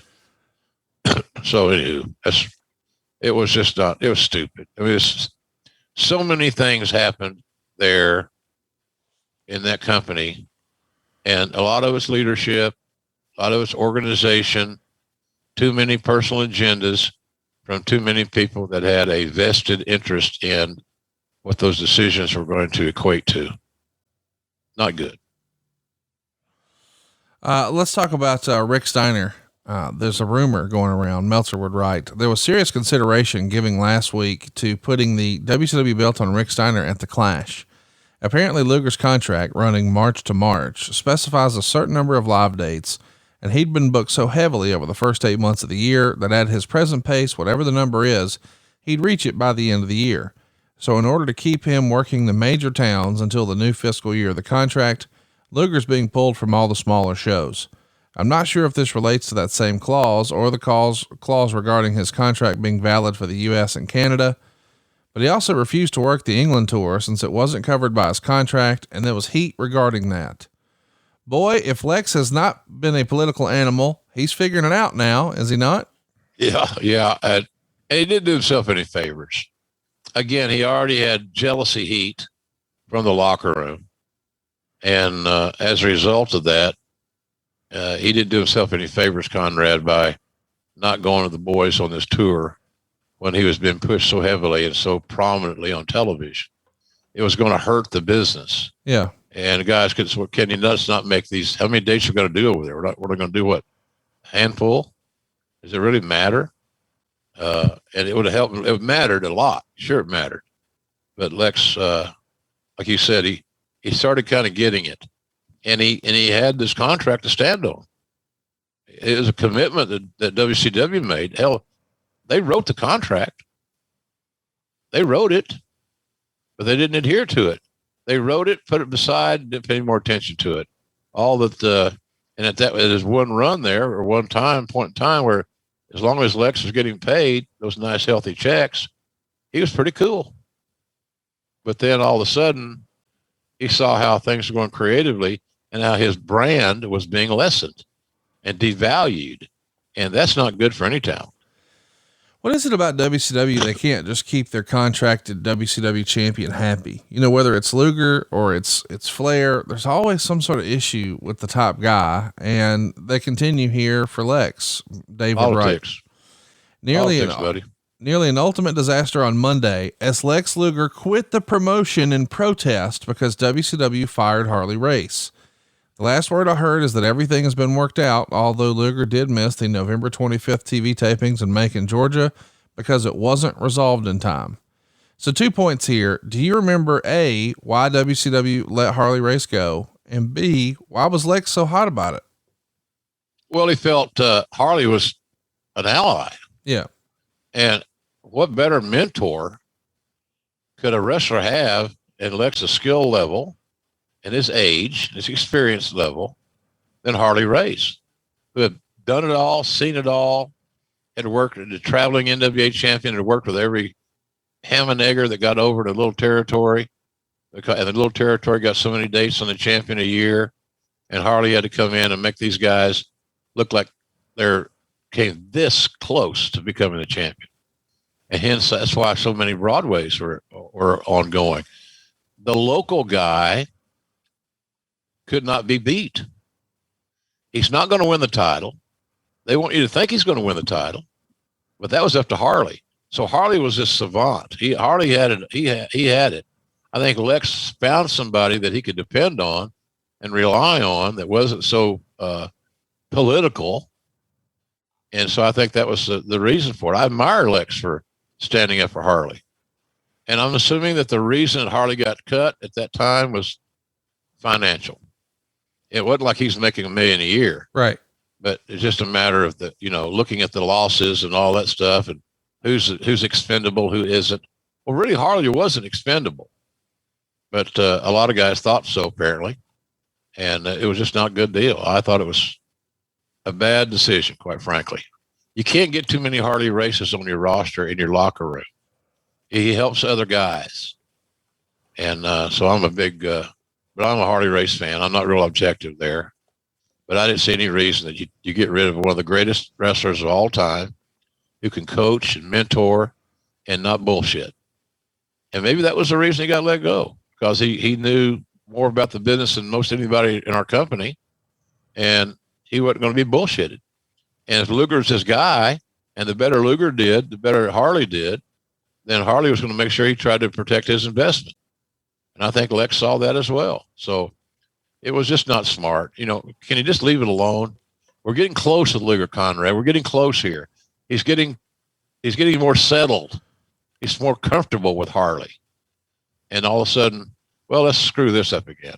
What can we do? Oh, I know. Let's just fire Harley. That'll piss Lex off. I don't know if that thought process actually was in place, but it sounds like it was. Well, it's coming to a head here. We should mention Sting and Lex win the Lethal Lottery respective battle royals and meet in a singles match to end Starrcade. And then Sting tosses Lex Luger out to begin their real build to their singles match at SuperBrawl II. But on the way there, something happens. According to the Observer, Lex Luger officially gave notice to WCW that he'd be finishing up at the February 29th pay-per-view show. Luger's 3-year contract with WCW expires March of '93. But he's expected to be given a limited release, which would allow him to wrestle during the final year of his contract in Japan, but not in the U.S., which would legally put a block on him going to the WWF until spring '93. Luger isn't scheduled to work any house shows or television tapings for the remainder of this month. I don't have details on February scheduling it, although it would be expected Luger wouldn't work any house shows except Milwaukee, but he would work some TV tapings for shows that would air prior to the pay-per-view. This lends to the rumor, which was emphatically denied by Vince McMahon, that Luger was quitting his estimated $600,000 a year contract and base salary and a $25,000 pay-per-view event bonus to join the World Bodybuilding Federation for 1 year and then have a wrestling angle shot and segue into the WWF. So this is pretty crazy, especially when after all of this, by the way, Jim Herd leaves. So one of our top guys is on the way out. He's given notice, and the guy who's been supposedly steering the ship, Jim Herd, he's leaving too. At this point, are you wondering, shit, maybe I should update my resume? No, I don't. I wasn't quite there. It's to say that if Vince had coveted me as much as he did Lex, I might have certainly considered, because it was just a cluster at WCW at that time, and that gets old. Because sometimes you're doing the same work 2 or 3 times because creative plans change. Yeah. But the first one thing I want to refer back to, I'm not sure Luger was making $600K. Really? No. Okay. That number surprised me a little bit. Now, is it possible? Of course it's possible. I just don't think it's very likely. But in any event, that World Bodybuilding Federation was the way out. It was the way around it. And it would have been just as easy, quite frankly, Conrad. You got a guy that didn't want to be there. You tried everything in the world, apparently, to get him over and to utilize his skills, and it didn't work. So the company failed. They're producing these shows. They're booking these matches. They're creating the creative. So I'm a big believer that in to have it look at it again, and a guy wanted to leave, I'm a little different than a lot of guys. I'd let him go. Right. Let him go be happy. Because that spreads to the lock. You say, well, you're open the door now. Hey, you got to understand, you're opening the door. Well, you ain't got to do it for everybody. It's because it's not a democracy. But the guy's been there. You know, your flawed booking had screwed him around. He did everything pretty much that he needed to do prior to that. But it's the old wrestling war, macho thing, and the alpha male bullshit. And Vince just outsmarted him again with the WBF deal. Well, let's go ahead and catch you up where we are. It's Lex and Sting at SuperBrawl II, and they go 13 minutes and 1 second. Of course, Lex is the champ, but he's leaving, so Sting wins. And Meltzer would say, Luger was so huge, he looked like a member of a different species. If it hadn't been confirmed already, this officially confirms Luger joining the WBF. They spent the first 2 minutes, pretending they were doing a silent movie by standing there doing nothing. Then they started working, and the near 300-pound Luger blew up within 2 minutes. The match was kept simple, and it did have interest, but it was a long way from a classic title change match. Luger controlled the match, pretty much playing Superman, even not selling a Stinger splash. Sting did get Luger in the torture rack. Sting kicked out of Luger's pile driver, and the finish came out of nowhere with Sting decking Harley Race and pinning Luger with a cross-body block. Luger and Sting shook hands and embraced after the match, but on television they switched to a crowd shot, so the folks at home didn't see it. 1.5 stars. What'd you think about Luger's swan song here in WCW? Just get me out of town. Yeah. I mean, I'm down. Count me out. Let's go. And Lex had no issues putting over Sting. Again, like I said, they were business partners, or friends, or contemporaries. But I think at that point in time, you know, he knew that he had a new business address pending. And I think that the smart way of doing that is just go out and have a nice match. Make Luger strong as hell. So when Sting beats him, it means something more. It's enhanced. And, you know, it's just a smooth way out of town. So that's kind of what I think about that. It was the only thing to do. And I thought those guys, you know, they didn't have a great match, but, you know, I'm not saying that nobody phoned it in, but just, I always thought that Lex and Sting would have had better chemistry, but they apparently didn't. And I think part of that is, again, Lex as a heel needed to understand the nuances of ring psychology was a little bit iffy. And but they got through it, and, you know, it accomplished a couple of things. Got Lex on his road out of there, and it got Sting a title. So, because if it hadn't been Flair, it's always going to be Sting more often than not. But as the Lex experiment proves out. Well, we know that this is the end of him in WCW, at least for a little while. He's going to go learn a new hold, as you like to say. how much of his, I don't know, disappointing WCW run, I guess that's maybe the best way to categorize it, is his fault in terms of what could he have done differently? I mean, we've sort of addressed he could have maybe stood up for himself a little more politically. If he had it to do over again, and I know you're not trying to put words in his mouth, what advice would you give him of how he could have changed what happened in WCW? Or become more emotionally invested in your persona. Okay. Take ownership of your brand. You're an independent contractor. Protect yourself by making your brand as strong as it possibly can be. So that's what I would say. It's not becoming a dressing room lawyer. Right. Is the old term cliche kicked around so often. It's just a matter of being more aware of your surroundings and how those surroundings affect you as an independent contractor.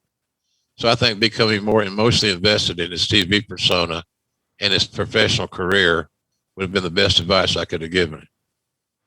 Of course, we know the WBF is going to be a total failure. Did you ever see any of it? I mean, out of curiosity, since you knew Vince was involved, did you tune into any? I think I watched, I think it was on Saturday mornings, if I'm not mistaken. And I'm sure that out of curiosity, I checked it out a few times. I know that I did. But as to say I'm a regular viewer, no, not really. even though those bodybuilders and guys like me and you have a lot in common. Oh, sure. You know, we're genetically freaks. Of course. Everybody knows that. Everybody knows it. I didn't want to just throw it out there, but I threw it out there. So that'd be a good T-shirt. 2 jacked up guys with your head and my head on it. I'm sure that he's working on it right now at boxofgimmicks.com. Listen, the next time you see him being Lex, pronouns pal, it's going to be WrestleMania 9, your WWF debut, your sort of coming out party. And we're going to pick up part 2 of Lex Luger right there, because the Lex Luger story is not just his WCW run and his start, but we've got one hell of a run here with the Lex Express and all that involved, with an interesting time, not only in his life, but your life. And we're going to pick up where we left off in July, just in time for the 4th of July. But next week we're going to be doing something totally different. We'll be fresh off of a big pay-per-view. If you haven't already, make plans to join JR and Tony and the rest of the crew in Jacksonville this weekend. Double or nothing, man. Not at some capacity, but sold out, hanging from the rafters. You're going to have an ass every 18 inches. Wrestling is back. I'm excited about this one. Yeah, me too. And the other thing too is, remember, due to the NBA playoffs on TNT, Dynamite airs on Friday night this week. That's right. So that'll be your last look at what the old proverbial go home show before the pay-per-view, which historically, for every company I've ever worked for, their last broadcast prior to a pay-per-view is intentionally loaded and building to that event. So Dynamite on TNT on Friday night this week, and then it leads us into this Sunday. Both events at Daly's Place. Both events still have tickets available.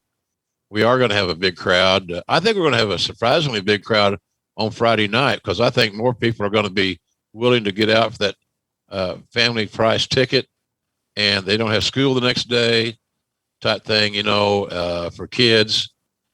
And Friday night's just a more entertainment friendly night than Wednesday night sometimes for some families, some people.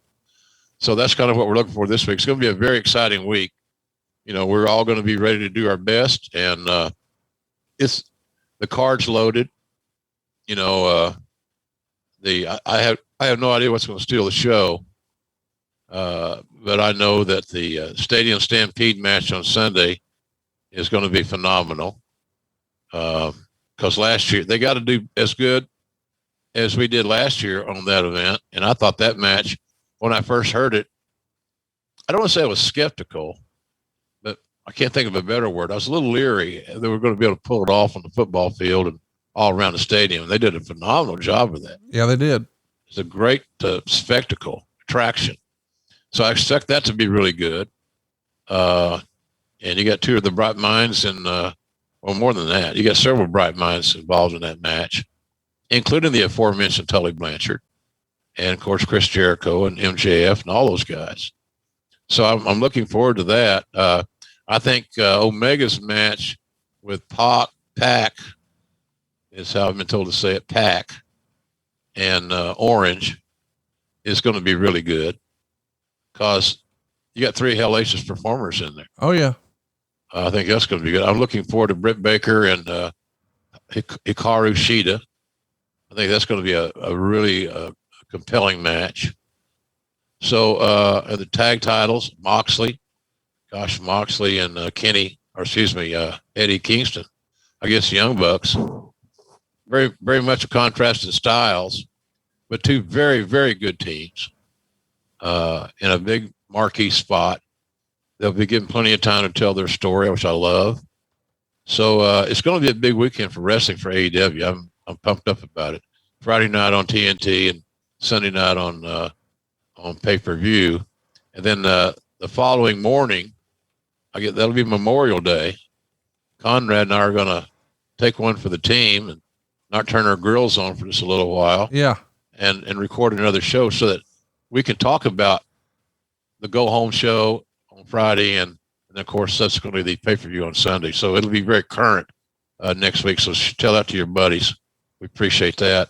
And I also appreciate you checking out jrsbbq.com. We are in the midst of the grilling season.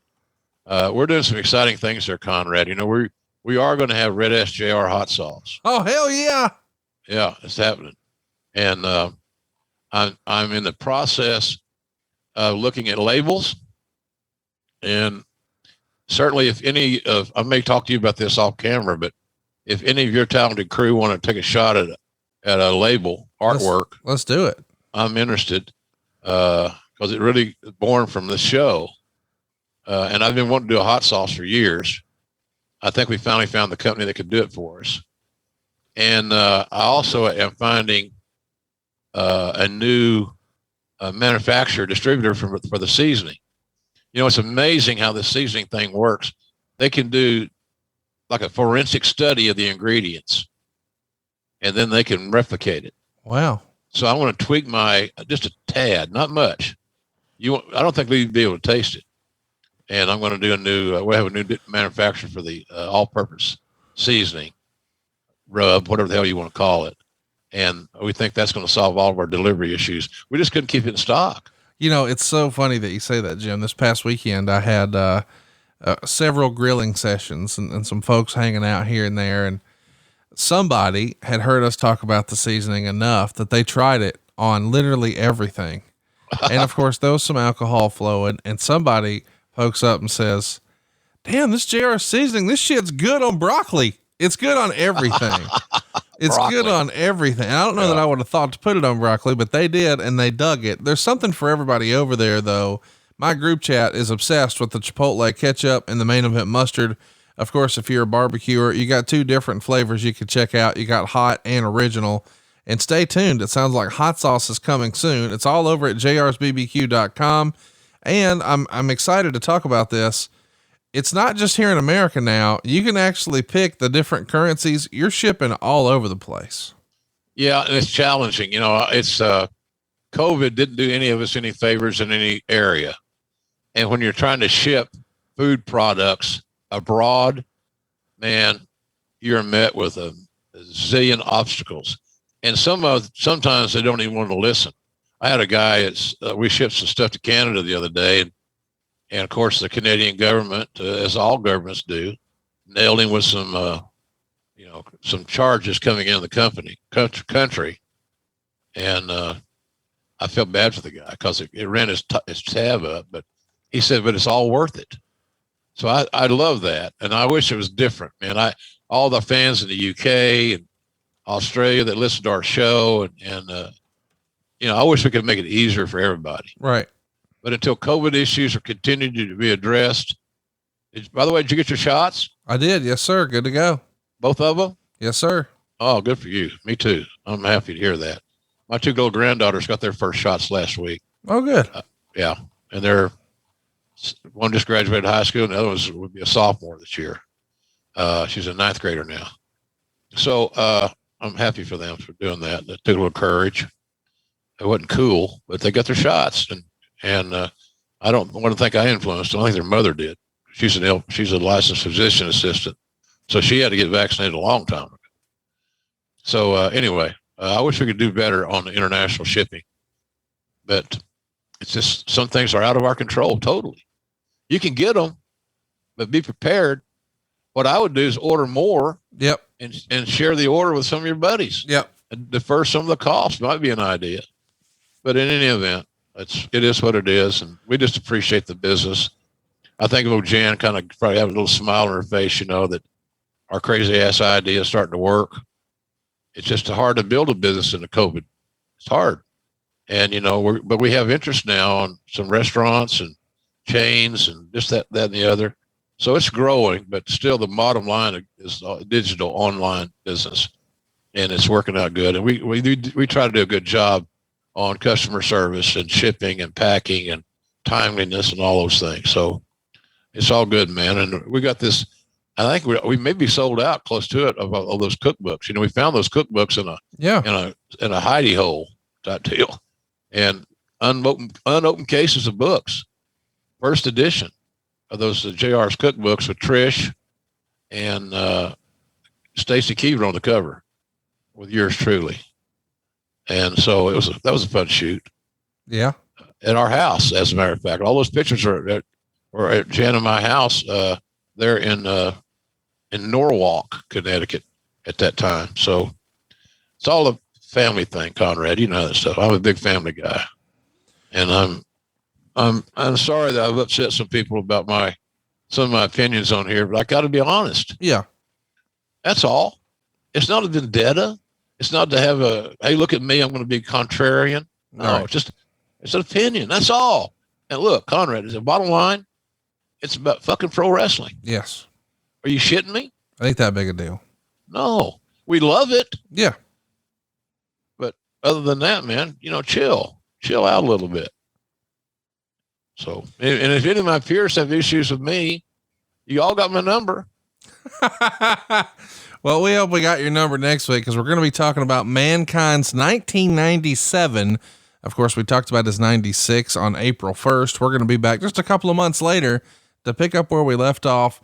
Don't forget, 97 is where Mankind started to evolve, shall we say. He does that series of sit-down interviews with our pal Jim Ross. That doesn't exactly go JR's way, but before you know it, we get introduced to Dude Love. And Cactus Jack comes back. The three faces of Foley are born. It is quite the story. And I can't wait to talk about Mankind 97. I love it. I think 97 is one of my favorite years in wrestling. And knowing that we're going to talk about one of my favorite performers next week is going to be fun. In 2 weeks, we'll be back doing an old school, talking about Magnum TA on June 17th. We'll talk about King of the Ring 1996. And boy, am I looking forward to this. We'll round out the month of June talking about your old great friend, Mr. Terry Funk. It's going to be a fun month here on Grill and JR. Great topics, great colorful characters, some phenomenal stories, memories, things of that nature. I can't wait. You, Conrad, pick out great topics. Somebody says, JR, do this show, do that show. Look, Conrad's a booker. You got problems with this shit, blame him. Yeah, absolutely. I don't want to take any responsibility. Well, that would be the wrestling way, to accept responsibility for something one said. So, but we got some good stuff lined up. And next week we'll have a full report, because I know, Conrad, you're going to watch the Double or Nothing. Not going to miss it. No. And so you and I will have that to talk about. It'll be fresh. When we record, it'll be just a few hours, prior or after, rather, I'm saying.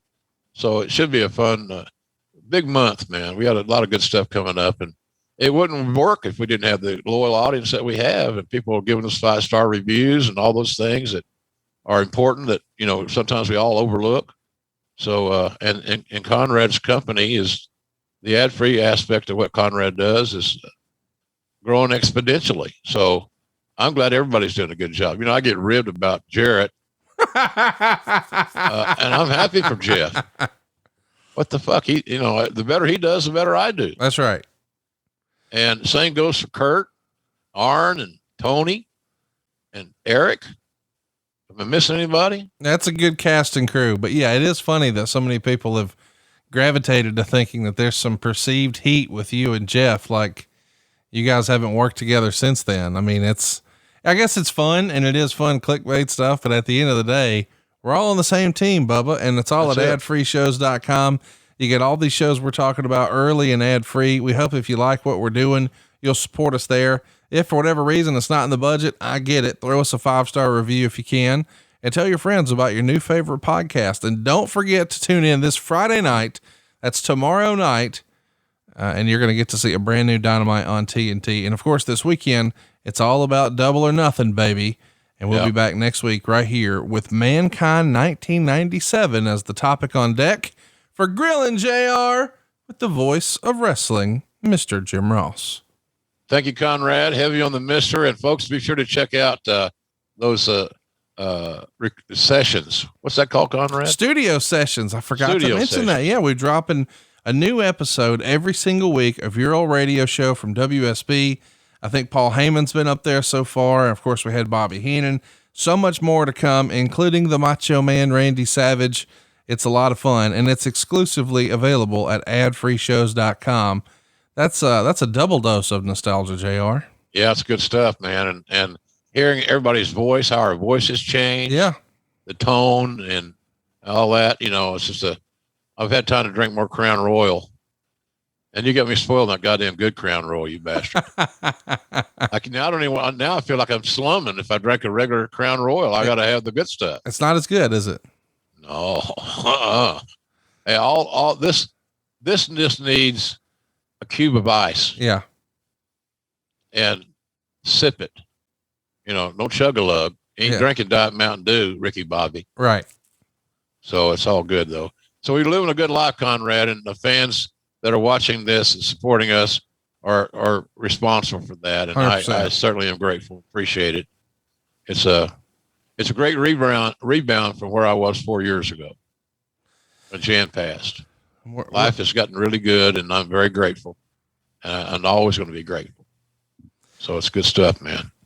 We're glad to hear it, and we're glad to have you, and we'll be glad to have you next week right here on Grillin' JR. Thanks, everybody. We'll see you next week. Thanks, everybody. Appreciate you. Hey, it's Conrad Thompson. Thanks for checking out the podcast here on YouTube. Be sure to hit the subscribe button and the notifications bell so you get a notice anytime we upload some new content.